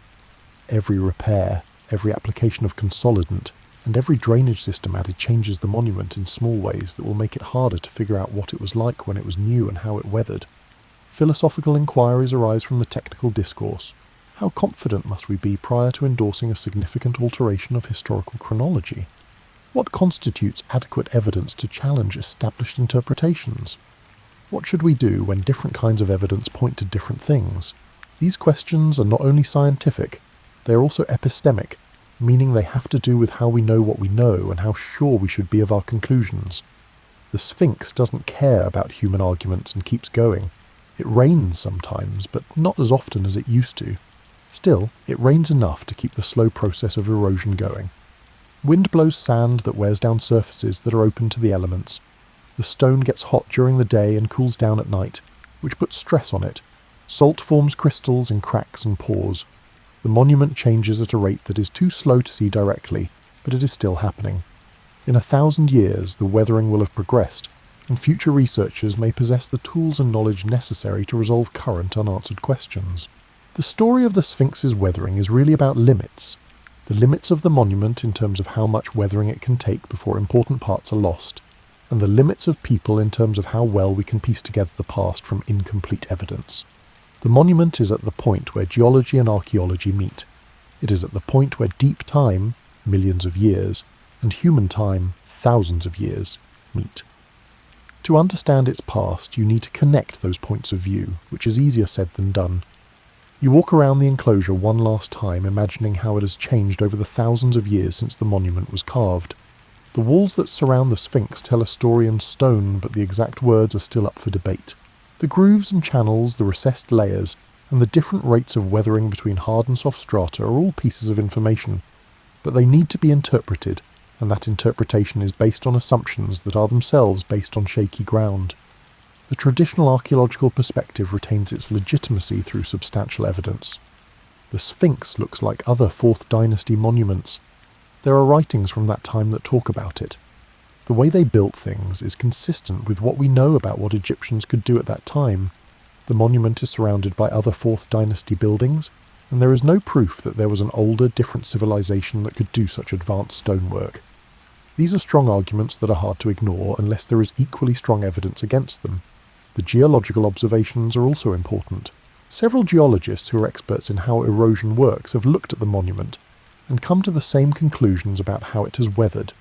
It is hard to explain the deep grooves in the walls of the enclosure as either wind erosion or just being exposed to the modern climate. It is still not clear why the Sphinx's weathering is different from that of nearby monuments. These observations merit thorough consideration. notwithstanding their potential to disrupt established chronologies. Maybe the answer isn't to pick one of these points of view, but to see that both have some truth to them. Archaeology says that the monument might have been carved when it was, but it could have also been weathered in ways that are different from what simple climate averages would show. The monument may have weathered more than expected for its age because of things like the local topography, microclimate effects, extreme weather events, and changes in burial history. Or maybe the monument has more complicated history than people think, with features that are older or that were built in stages over hundreds of years instead of decades. Ancient monuments were not usually built all at once. Instead, they were built over time, with each new ruler adding to or changing what their predecessor had built. The Sphinx may have started out as something else, like a natural rock formation, and then it was carved into its current shape. Its weathering may show both of these times. This kind of uncertainty is something that science tries to deal with, not as a failure, but as being honest about what we do and don't know. The Sphinx's erosion raises questions that we can't answer with the evidence and methods we have now.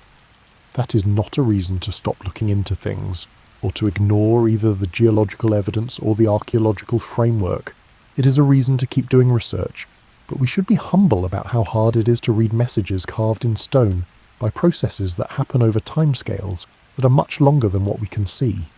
You picture researchers 100 years from now, using tools and methods that haven't been invented yet, looking into these questions again. Maybe they will have ways to tell how old the weathering is, without having to know how old the carving is. Maybe they will know enough about how erosion works to confidently recreate the monument's entire history. Or maybe their better data will show them new puzzles and problems.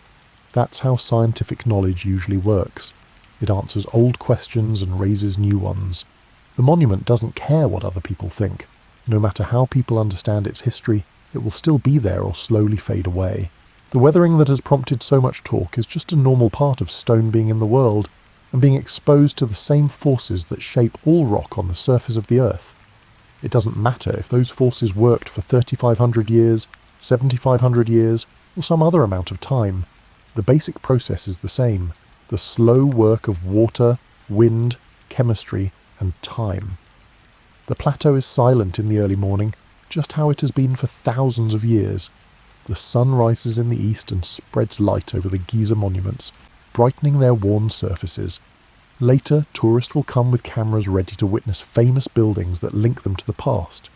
But for now, at this quiet hour, the Sphinx sits in its enclosure just like it did before anyone thought to wonder how it got weathered, before geology became a science, and before the idea of deep time came along to challenge simplistic ideas about history.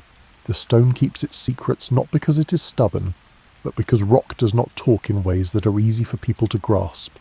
We need to understand how to speak its language and come up with ways to turn patterns of erosion and mineral compositions into clear stories about the past. We have made progress, that's for sure, but we are still learning that language and getting better at reading what stone has written. The Sphinx will wait, just like it has for thousands of years, for us to learn more. And maybe that waiting, that not knowing, that space between what we know and what we want to know, is worth thinking about. The monument serves as a reminder that the past is not always accessible, not always transparent, and not always inclined to reveal its enigmas to modern scrutiny. Some questions may go unanswered for hundreds or even thousands of years. Some answers may always be out of reach, because the mechanisms that deleted the evidence we would need to put them back together. The Sphinx, with its unclear weathering and disputed antiquity, is a monument not just to ancient Egyptian culture, but also to the boundaries of human knowledge. It reminds us that certain stories will never be fully told, no matter how carefully we study the surviving text etched in limestone and time.